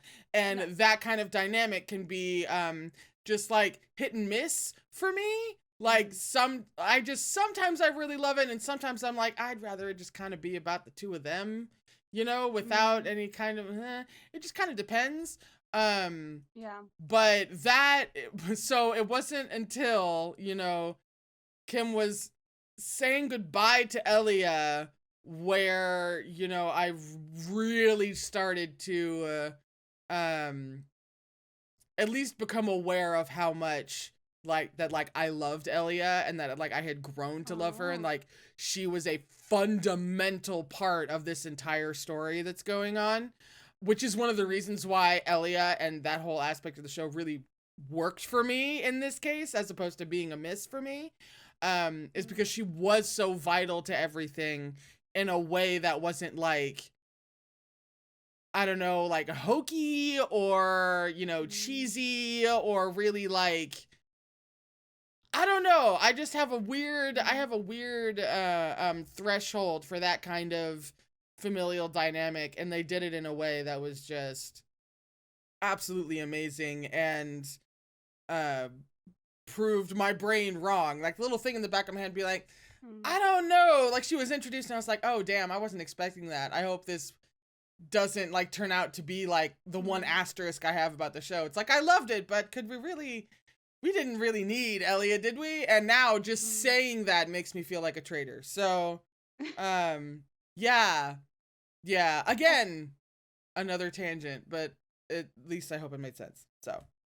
It did.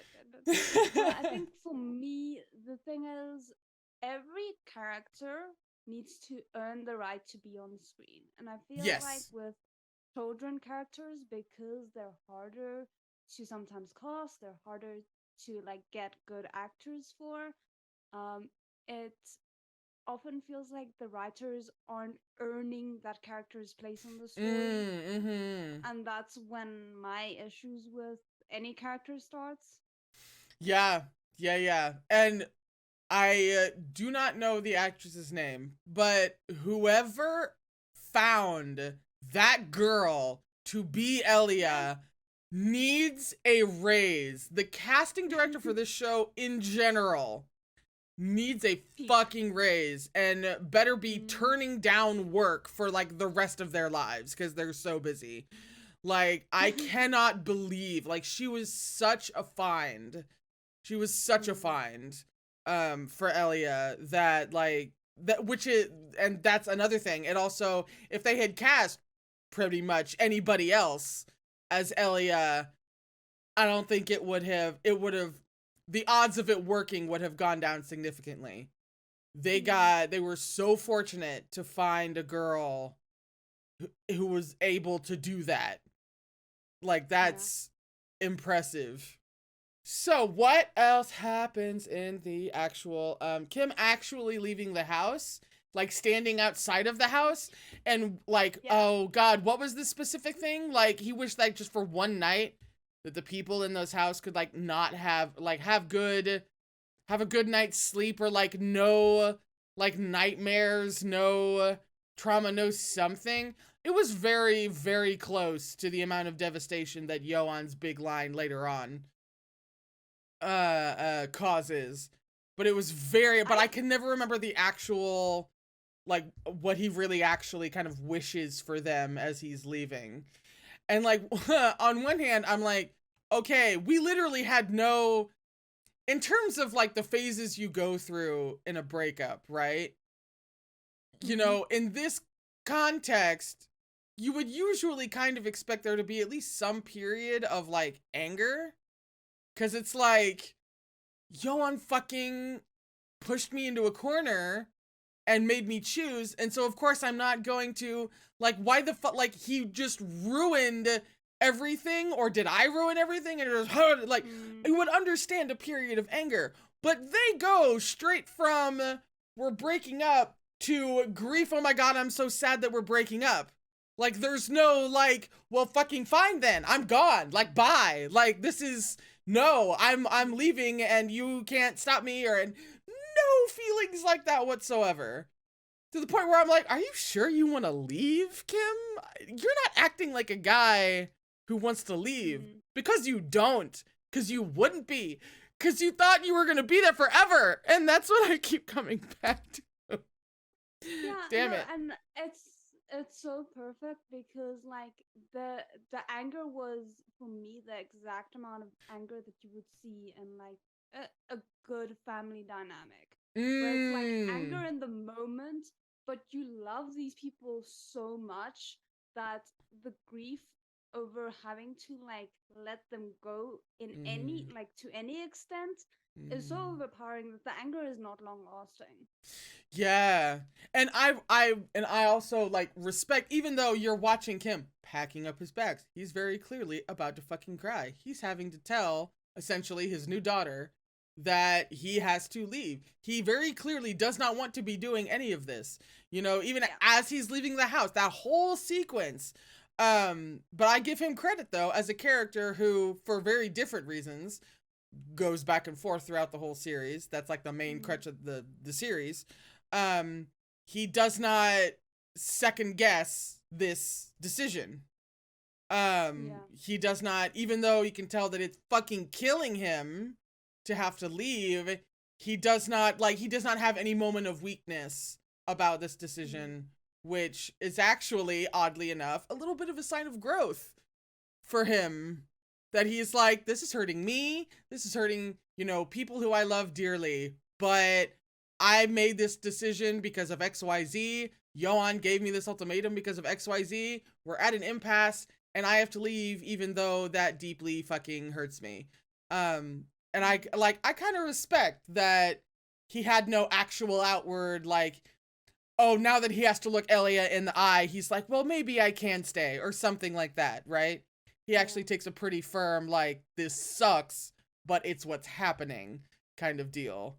But of respect for him, even though that whole sequence is always just like I'm being, you know, dragged behind a car, like rolling in gravel kind of sensation, because it's so fucking painful. Because nobody's happy and everyone is peak devastation. And it really fucking hurts. But I'm still like, you know, respect. You made a decision and it was a really hard one and you stuck to it all the way out the door. An odd sign of growth as you are regressing. Complicated. This show. Just complicated. What the hell else happens? Because there are so many... Sorry, I always fucking forget about this moment. Every single time I have watched this show, and you get to the big breakup episode, and you're like, okay, here we go. I always fucking forget about the last meal that Kim leaves for Yohan. I don't know how. I don't know how, because it's so... But I forget about it every single time. And as I'm talking about the episode and all this stuff, what else happens in this as part of the grief montage? What else goes on? I was like, Yohan has moments of remembering stuff. Yeah, because Kim leaves him one last dinner that Yohan now eats alone. The first time, I believe, Kim made him dinner, he ate alone.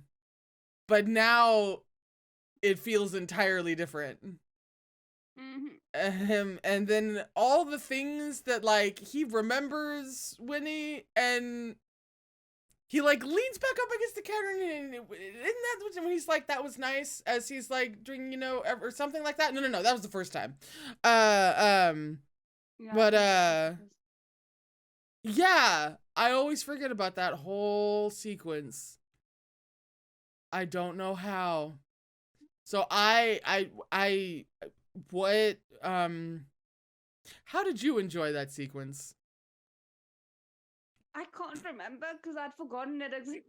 Oh, yeah! What is that? I guess with so much else happening, even a moment like that can somehow be forgotten, I suppose. And it also just sort of comes and goes. I forget exactly at what point it happens, But yeah, it's not I mean, like it's a big. Yeah. yeah. No, continue. We're like yang at each other. Yeah, really. Yeah. No, no, I think the thing for me is like it's a big moment, and had we not had like all the other big moments, I know. I could maybe have remembered it. Right? So much happens in this episode that even a thing like that. No, yeah, he it's left under the tray and and of course the maid has that fucking bomb ass comment where she's like on her way out of the kitchen where she's like, "You really should have been nicer to him when he was here." And you're like, "Oh shit." Truth just came out of her well to shame mankind. Oh man. I loved it because it was like even the characters are acknowledging it. I feel validated. Oh yeah. Oh yeah. And like just Johan as he's eating this last meal that his, husband left for him. And also just the fact that Kim did that. Because we do not see him doing that in his whole leaving sequence. It is something that just sneaks around and clobbers you in the face later on. That you're like, oh, apparently he did that as he was leaving. And just the fact that he did that as he was leaving is such peak devastation. And then the way that Johan just sits there alone and very quietly and just contemplative eats this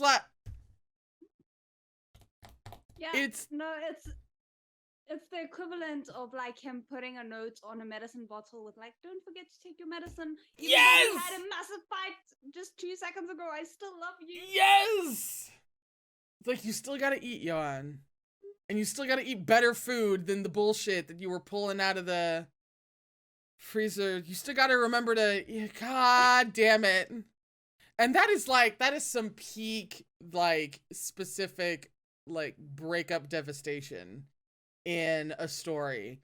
Stuff like that in this, we're all devastated, but we also all still love each other, but we're also all still devastated.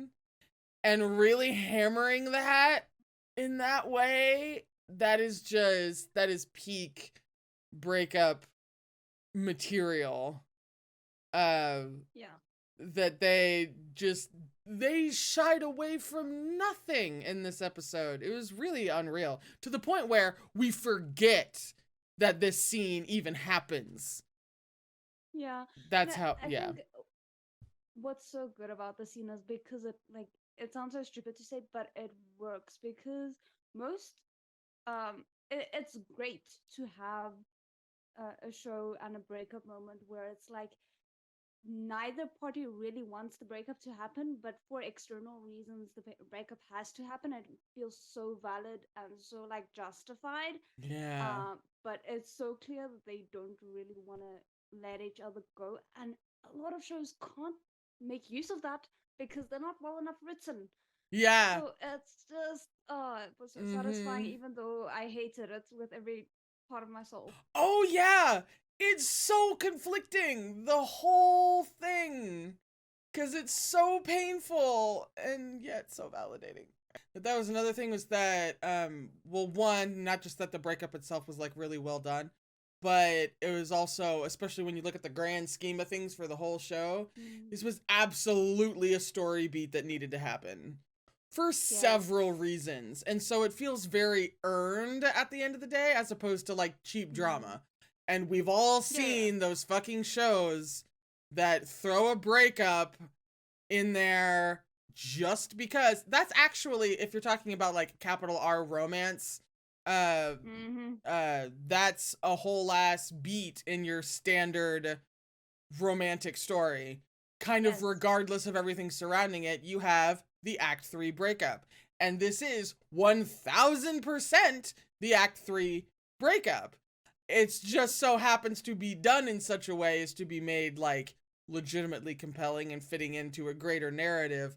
as opposed to, well, it's Act 3. We need something super dramatic to happen. Well, we just have them break up like every other fucking show does, right? That is so not what happens here, even though it 1000% is the Act 3 breakup. Yeah, and like, I mean, in terms of if you want to go in terms of like not story, because as you said, like it needed to happen, but in terms of like if you were to refer to any other story, most shows wouldn't have that because you already have the like ultimate act of betrayal at the end of episode 15, which is Oh, usually yeah, where the yeah, yeah. breakup In this case, episode would yeah. happen. But no, they Mm-hmm. were like, no, no, no, we're gonna have like this crisis moment uh before, so you're lulled into a false sense of security that it's already happened. Mm-hmm. The worst has come to pass. It's fine. Mm-hmm. Whatever happens from now on, they're gonna face it together. Yeah. And Yeah. then And then no. And then what's another thing that's great about having both the breakup and then the betrayal, it's like you have the emotional devastation over here, and then you have, because they work together in the same field, it's like essentially, and then you have the professional betrayal over here that is impacted and made 10,000 times worse because of the emotional shit that came before it. And it is they really play off of the whole X vibes to a really beautiful and brutal effect in in most of the rest of the episodes, none more so than the big like professional betrayal that like the knife's been twisted because how much these men mean to each other. And it's also like another it was like doubling down essentially when Kim was like, I am leaving you because of this, and then now it's escalated to, ironically it has escalated and also doubled down on the no really this is where we separate on this issues, and now it's going to leak over into our overtly professional lives as well. yeah. That is true. Normally there would either be one or the other, but with the Devil Judge we get both, and we need both in the grand scheme They're of things. very well And that's what's motivated. that's what's so nuts, is that they make, in almost any other show, doing both would be too much or unnecessary or what have you. But for the Devil Judge, it's exactly enough. It makes for a very heightened drama, which is part of the reason why I think this show gets the tag of melodrama. But it's not like, if it is melodrama, which I go back and forth on, if it is melodrama, then it's really it's good melodrama. Like, yeah. Which I still not sure that I would, bare minimum, I would be like, if this show is melodrama, then it's extremely good melodrama, because they make all of these bigger, it's a larger than life world. They're making all of these big dramatic choices. It's all very escalated and heightened, but at the same time it's anchored by, like, the world's really larger than life. It also looks extremely familiar, looks and feels extremely familiar, and hits a little too close to home in a lot of ways. Just like you have these characters making these big decisions, but they're played by such competent actors who give them such authentic feeling emotional cores that I'm like, sure, it's not like grounded realism, but melodrama comes with a certain connotation for me that I don't know if I would afford a show like this. No, I never considered to label it melodrama. Yeah. Number one, it's dystopian. Like, yeah, it's like it says it on the tin. mm-hmm. So are all dystopians than melodrama because it's I think so far dystopia removed. itself speaks to a certain heightened type of narrative reality we're talking about. Because, you know, Yeah, with, but I yeah, wouldn't say heightened would be melodrama because then would Hunger Games be considered melodrama? exactly, right? So And like, I I wouldn't don't think. consider, yeah. Mm. Yeah, I don't know if I would, exactly, I don't know I if I mean, would exactly put that, dystopian, absolutely. Which to yeah, me and kind of you, takes care of any of the melodramatic aspects of the yeah, show. and I feel like, okay, then you can maybe say, okay, but the characters are very over the top. Are they though? Do we not have Right? Donald Trump? Do we not have Yeah. like reality TV? Uh-huh. Do we not already have like live Court scenes that shows, yeah.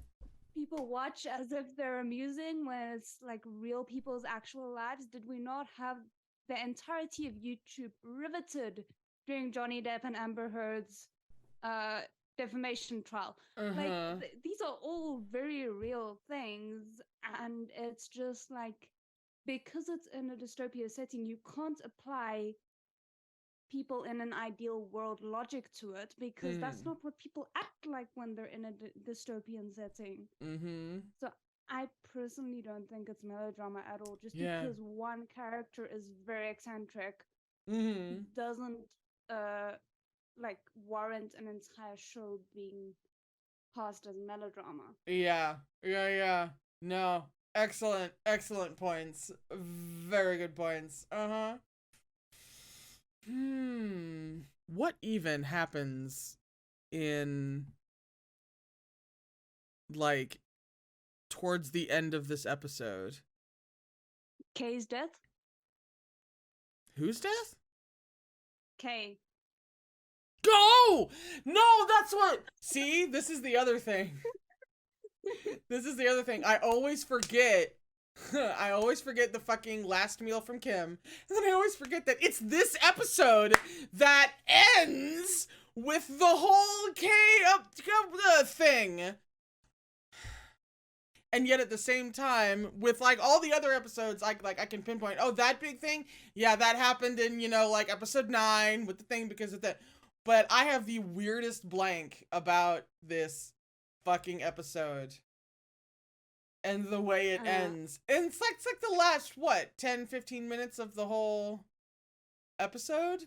And all of a sudden it's like, and we're back into plot now after all of this emotional devastation. I think it's because for me, I conflate the end of episode 13 with the end of episode 12.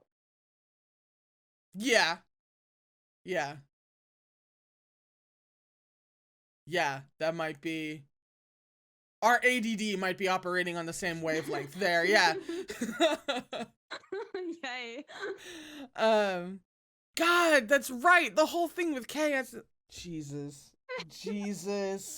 All right. So,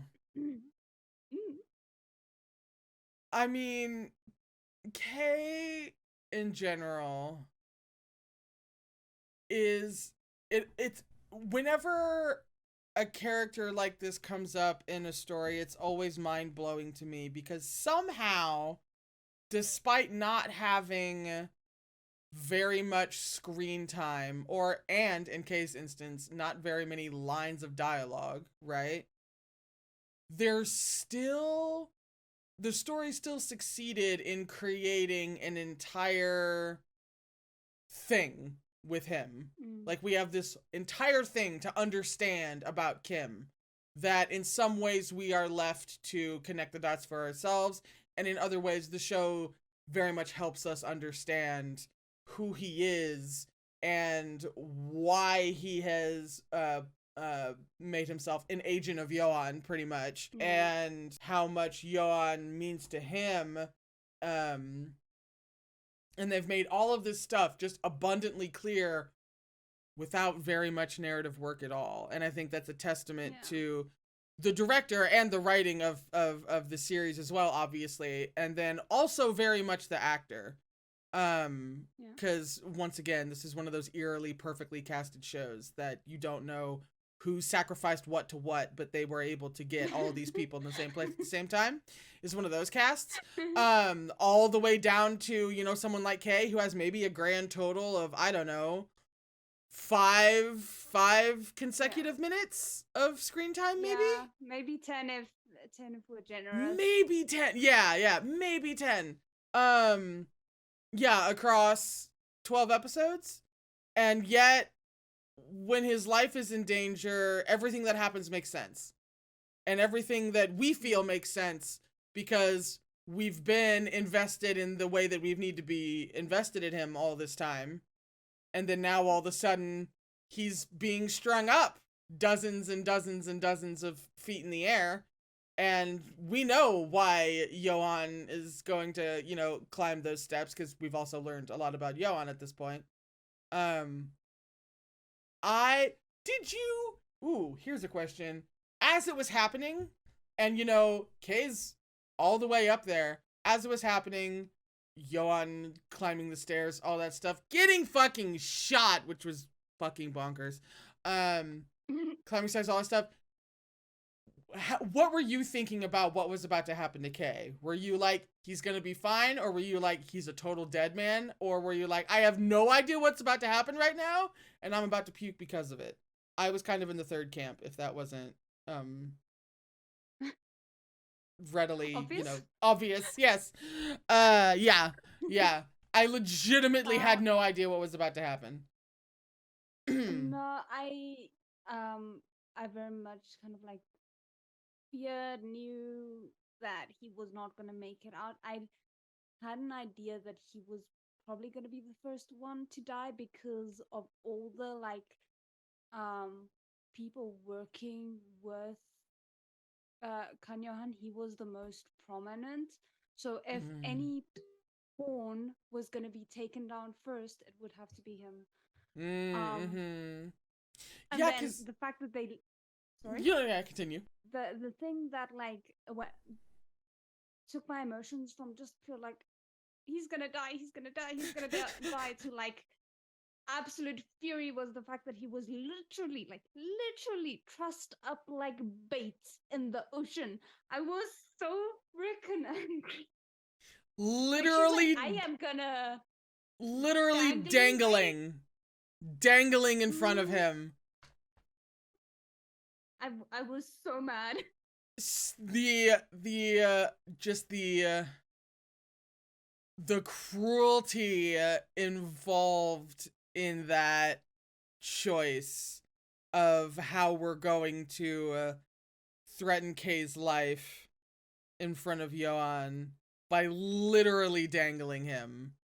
Like, it's one of the things that made Suna just an even better villain than she already was to really see her start, you know, kind of breaking in that way.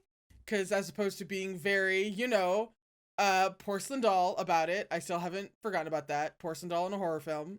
She's been very you know, together about it, and we've been waiting for the moment for her to go unhinged, go full Yandere. That's right. I believe I think that's right. Not sure how it's pronounced actually, but yeah, and just start killing people because she wants this guy so much. And we're all waiting for it, and then boy, she really came through in this moment, because that was a choice. That was a fucking choice. And Yoan standing there literally bleeding out, having climbed all those fucking steps that she essentially makes him climb.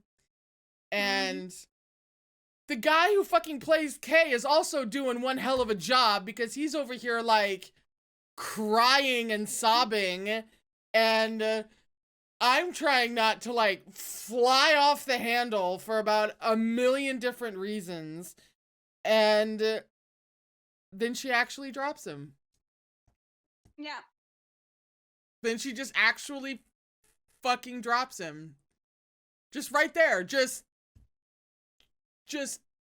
and like all up until that point, I was like so of two minds. I was like, no, this would actually make really narrative sense for all the reasons that you stated. I was like, he's exactly the perfect person to go at this moment like this. But then on the other hand, I'm like, but I don't know, man, that kind of, I was like trying to talk myself out of it, but at the same time, legitimately believing my own bullshit. And anything that I could think of is to be like, but you know, he could still, because Johannes and he could still, it didn't have to happen, it didn't have to happen.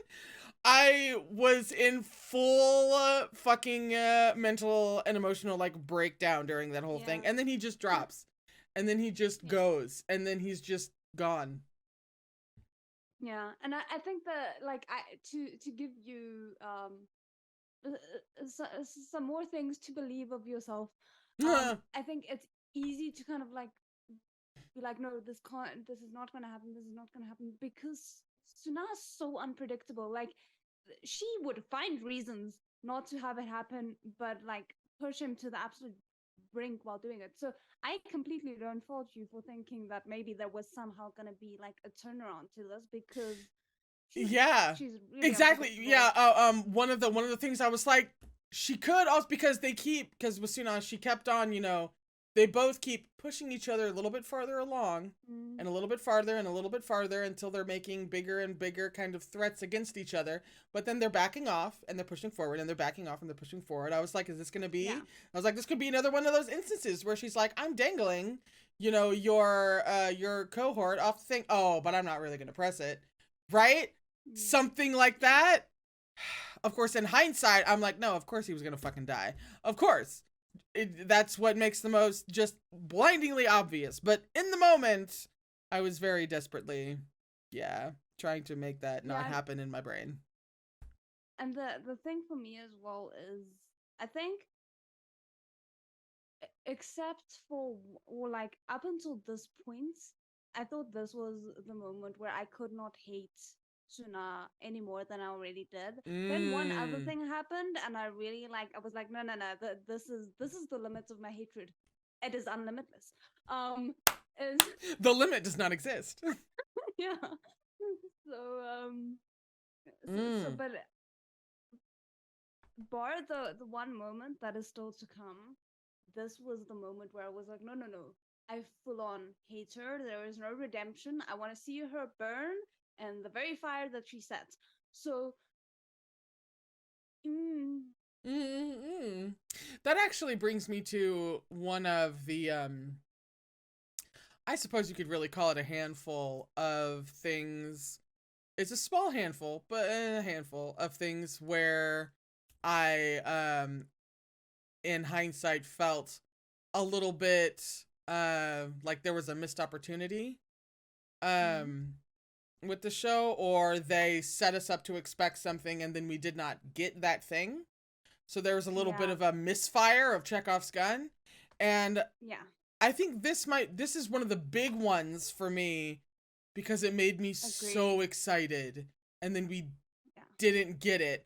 But because it was such a good moment of after Kay falls and Johan swears an oath to her fucking face that he is going to kill her, and he is going to kill her in a way that is specifically brutal to her. He got real personal and real specific, and that was such a clear, like, narrative, like, here I'm spiking the ball, and then later on we're going to smash it over the net type of thing. And then we never got that. And while, given how things played out, on one hand, I can kind of understand why. But in that case, had it been me, if you were going to if you really wanted to keep the rest of it playing out the way it did, then I would have dialed back Johan's moment there a little bit. So that we weren't going to finish the episodes expecting, like, oh, he's gonna fucking pull something on her. He's going to have her right there, and then he's gonna crush her in some kind of unbelievable, super satisfying, blah, blah, blah. And there are reasons that we can talk about when we get to episode 16. It's like, I feel like there are reasons as to why he kind of ultimately wouldn't do that, but they weren't kind of made clear enough. We're left to heavily connect dots ourselves in terms of, well, why he kind of ended up not doing that, because it was such a even though we wound up not getting anything from it, it's still one of my favorite moments from Yoan, in just the all-consumed way that he, like, you could see the red X being drawn on her forehead by this man. It's such a good moment. I just wish we had had the payoff to it in hindsight. Was that something that even, like, registered for you? Because I was very specifically harping on that moment in my mind. Fully. I was like, you better deliver. I want to see everything. I do not want to see a speck of dust left when you're done with this woman. Yeah. I want to see something like Danganronpa level, like something absolutely so specified to her that would be the peak, like that would just be the perfect. Yeah. That and plus several other factors. No, go ahead, say. Yeah. It's difficult because there are like several things for me. So, I loved that moment from him as well. Like it was so good. I didn't like the way she died originally, like when I watched it the first time. Now, I have. This is gonna sound so insane, but you know me. I have several clothing theories that make what she does make more sense to me. I understand it more now in hindsight, yeah. Definitely. We Very curious about the wardrobe theory, however, and how that feeds into it. Super curious.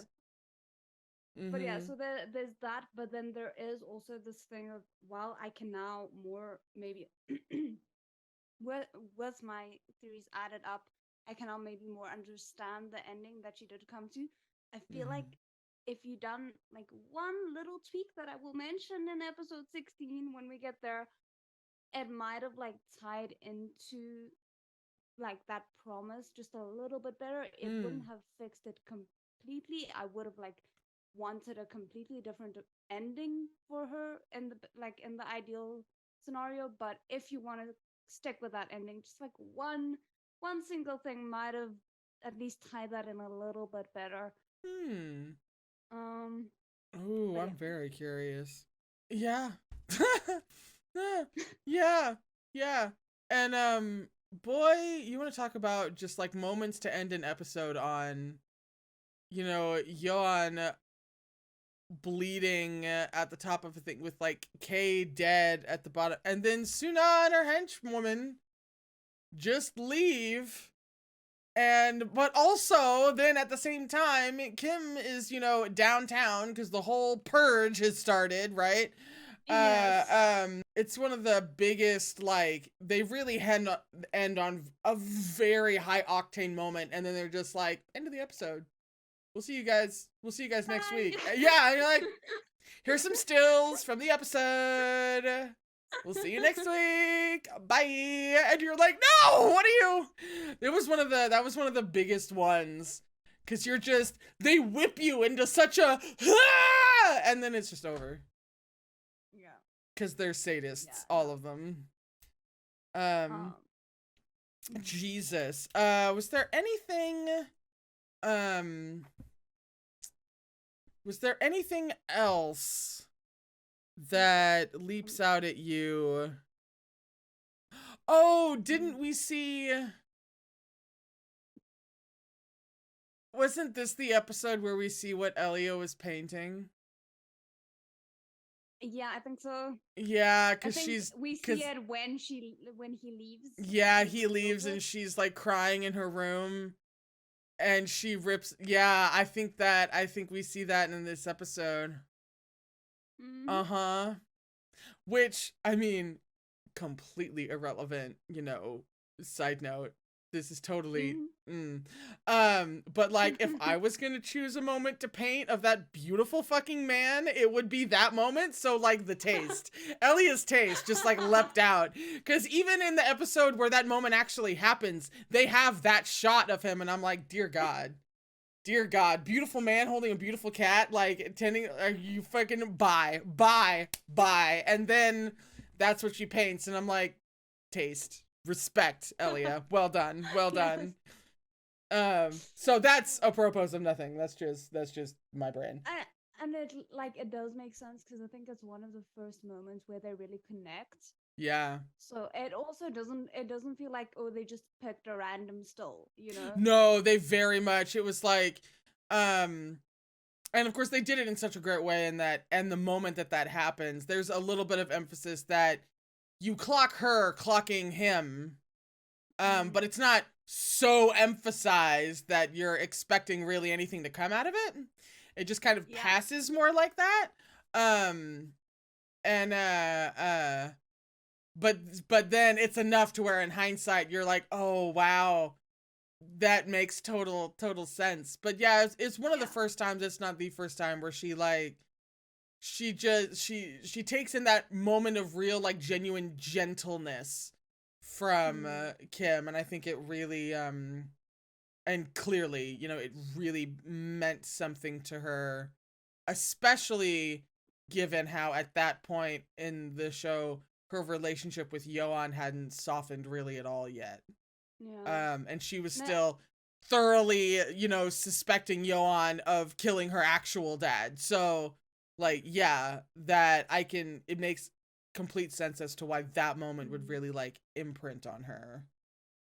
Yeah, and I think that was probably the first moment where she started seeing Gaon for Gaon. Not Yes, as yes. a person who looks like her dad. Yeah. Which, it's so interesting how they both Yoan and Elia have their own little mini arcs in that way of seeing past the similarity and just actually seeing Kim for who he is. They all have those nice little points along the way. And that was probably I think the first time where she saw it. God, that's fucking heartbreaking. It's fine. Because she's just, in the moment where the painting is revealed, she's like, I don't think she's literally face down on her bed, but she's very much just like, she's gone to bed. She's out. She's done. Yeah. And it was just the whole sequence, whenever episode 12 is about the breakup and not the fucking insanity that's the last 15 minutes. But whenever the episode is about the breakup, it's like, it's not just that they're twisting the knife. It's that they literally just don't stop twisting the knife. It's like, here's a little twist here, and then here's a little twist there. It's like, no, we're just going to be in constant rotation as we drive all of this home for the next 25 minutes. Have fun. Okay, now Kay's dead. Bye. Like, that's what the episode... They just didn't stop. They just didn't. Torture porn. Yeah. Emotional torture porn. Thanks so much. Love that for me. As just like a side note, wasn't Suna like investigating into Yoan's past in this episode? Because I think that's what one of my stills is from. I cheated. I have 2 for this episode. I always cheat, so you are allowed to cheat at least once. Yeah, I think there was also, it's like all this stuff was happening. I think there was also, and Suna is looking for Joseph. That does happen at some point in this episode. Literally, I couldn't tell you when, because I have an entire blank. I X that out. You know? I'm like, oh, and also that happens. Yeah. But then the other screen is from an absolute devastating moment as well. Oh, no, it was very much like Kan Yohan holding Kim Gaon's face and Kay's death. That was the extent of my memory for this episode. Yeah. With like maybe a flickering of Elia's painting. And like, if you really sit down to think about it, you'll remember the last meal from Kim. But like, there's these two things. And then if Suna was running around, then sure, why not? Um, sure. Which is why it's funny that one of my two screens is from one of her moments actually. But I think kind of as per usual at this point, you go ahead and share with me your favorites from this episode. So the one was like kind of the shot right before Suna drops Isaac's necklace.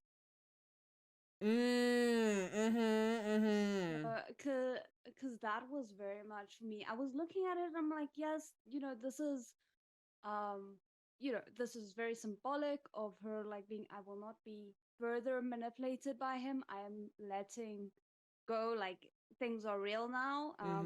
Which is then sealed with Kay's death.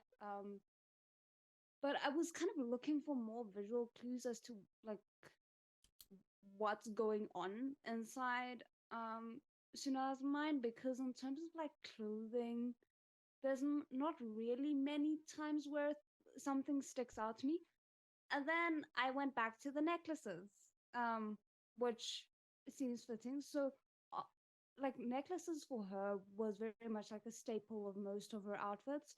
Like I wouldn't say it was in every outfit, but for the most part, it's quite present. It's an established connection that she has with Judge O, everything like that.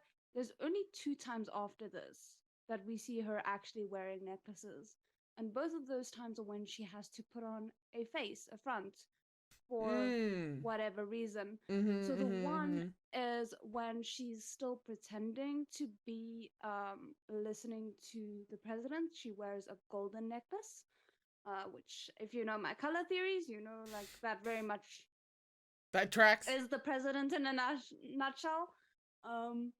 But then also like then when she like Una reverses on him, she's wearing a golden necklace, sorry, a silver necklace, which obviously distances her from him, but also still has like that I am power, I belong here. Look at me in my like silver necklace and power suit. So it's all of that. But what's interesting to me is I believe, based on the fact that suddenly she is without necklaces in any other context but those 2 very specific times, even in her final like scene of her death, she's not wearing a necklace. That's the first sign of her starting to lose herself. Hang on, let me write that down. Because like, and it's again like me and my very ridiculous jewelry theories, but for her the jewelry has very much been so clearly a status symbol, something that she has to put on to like show people that she belongs where she is. And the fact that she suddenly isn't wearing that thing that she's been clinging to, the thing that defines her as a person, is the fact that she belongs among the rest of the elite. Yeah. Is very alarming when you think about it. That's fascinating. I have written that the hell down to look at. I think you're very much onto something there. Cuz like especially since I mean the necklace is Johan's necklace is such a prominent thing that, you know, it warrants paying attention to one, other necklaces, and two, the presence or the lack thereof. So that makes total sense. Had I thought about that before?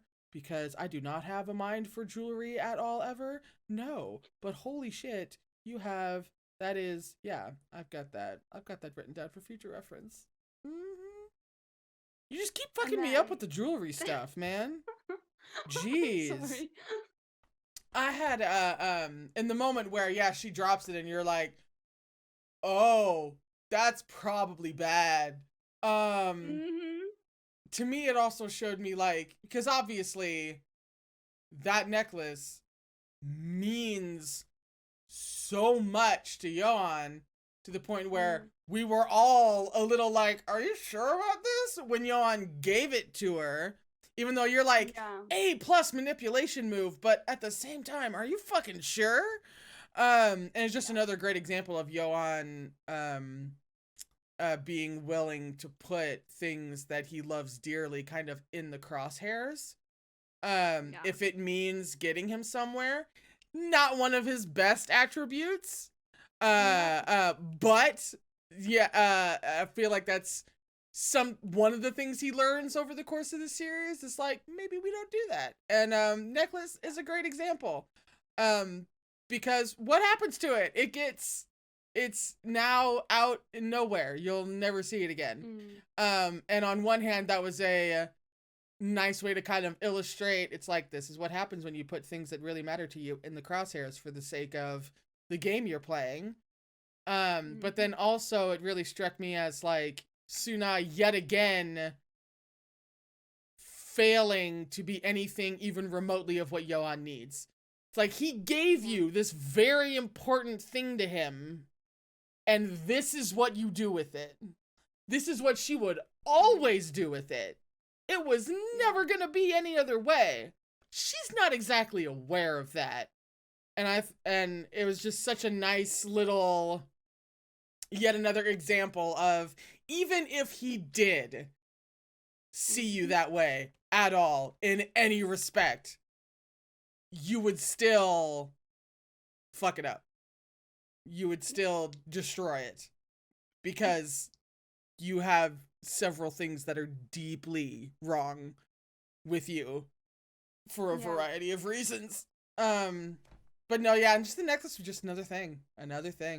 Yet another thing to point to be like, you know, I think I actually even may have mentioned this before in The Dark Knight, whenever the Joker has the moment about dogs chasing cars, and he was like, even if I caught it, I wouldn't know what to do with it. Suna all over. It's like, you know, even if she caught Johan, she gets his necklace, and what does she do? She chucks it off the side of her house into the wild blue yonder. So like, she has no idea what she would do with it if she ever caught it, and this was just another example. Also, not the first time where, like, with their whole escalation thing going on, there were several moments through the series where it's like, oh, okay, she's fully unhinged now.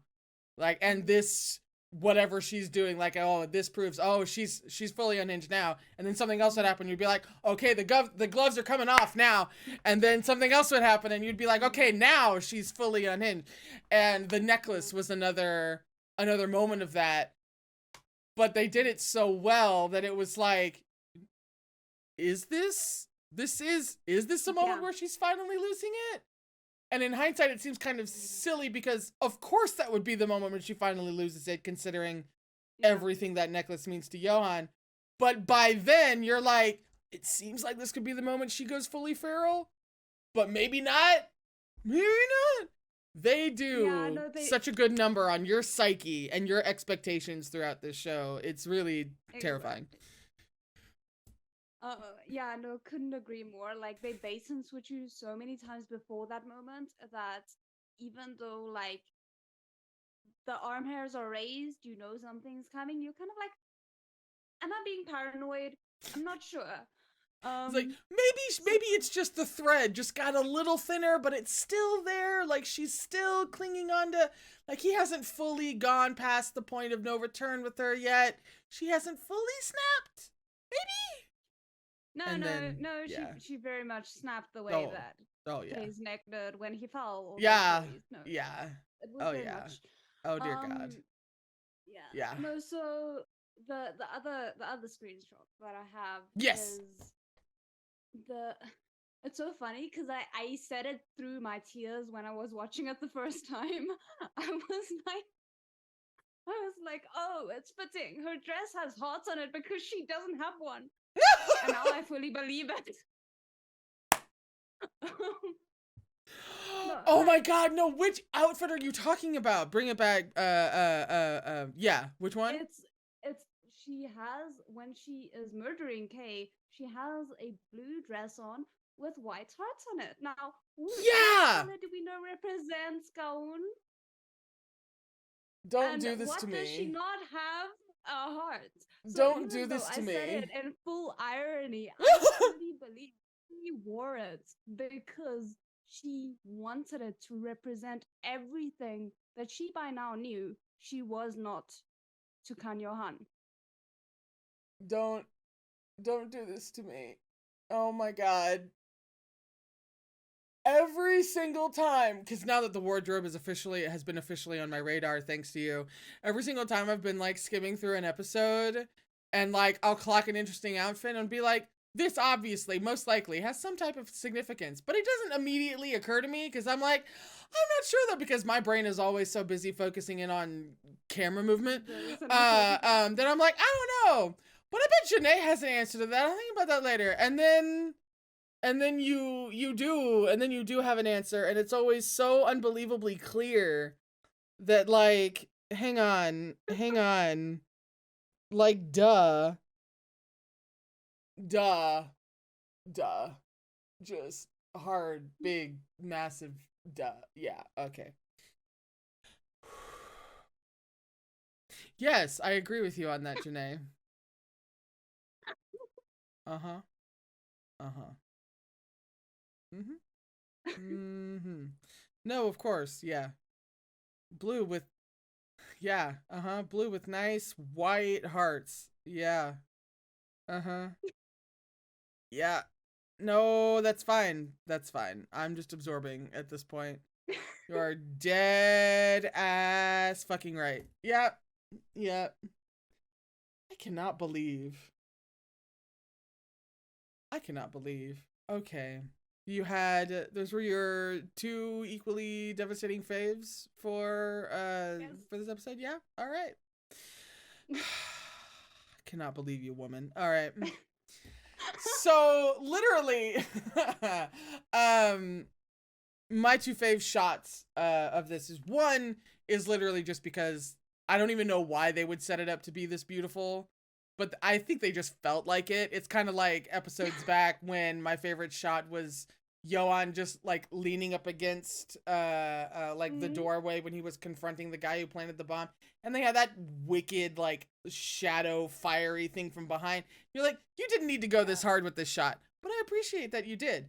Similar to that, in That's so episode good. 12, whenever Suna is looking into Yoan, and she goes into that one church, and like she finds little like bits of a Bible or something. She like stands and she looks, and for whatever reason they're like, let's make this the most pleasant frame possible, because like she stands up and she's in the center, and there's you know the doorway out into like the greater nature, and then but there are windows on her left and her right that are like perfectly symmetrical, that then there's like another set of windows beyond that, and it's just all set up with all these nice, pleasing, pleasant, beautiful lines, and like she's silhouetted for the most part, and it's just so nice. Like, it's just nice. It's very calm and pretty and serene. It's just a beautiful shot that they decided to just be beautiful for,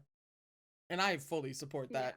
And so that was just a really pretty shot. The other one though piggybacks off of at this moment, I can't remember specifically which episode. I think maybe 5, episode 5, somewhere around there. Whenever they have that Victorian Gothic romance moment of the Beast. yeah, of Yoan going up to the window and seeing, you know, Kim and Elia out in the yard, but like very specifically looking at Kim, and like Kim looks back and you're like, what the hell kind of romantic drama did I just like walk into? That whole moment. This shot from 12 piggybacks off of that, because at the moment that in the previous episode where Yoan was just kind of like moping by himself in his bedroom, and when he walks up to the window, the curtains are very brightly lit. Like, they're already white, but it's also in the middle of the day, so it's like these shining white curtains that Yoan is walking towards, and which he then opens and looks at who? Kim. Like, pretty straightforward walking toward like the white light, white hat, all that stuff working in that moment. Mhm. And then during the fucking breakup episode, you have a moment of Yoan in the middle of the night now, walking up to that same window in his bedroom, and what he's approaching is now just pitch black. It's now just black. There's now just no light, it's just black. And it's all terribly fucking sad. And super heartbreaking. Yeah. And that's exactly just what it looks like. They may have even used the exact same camera angle for both of those shots from the previous camera to this. I would have to double check, but it was either the same or a very similar angle that they used in both of those moments.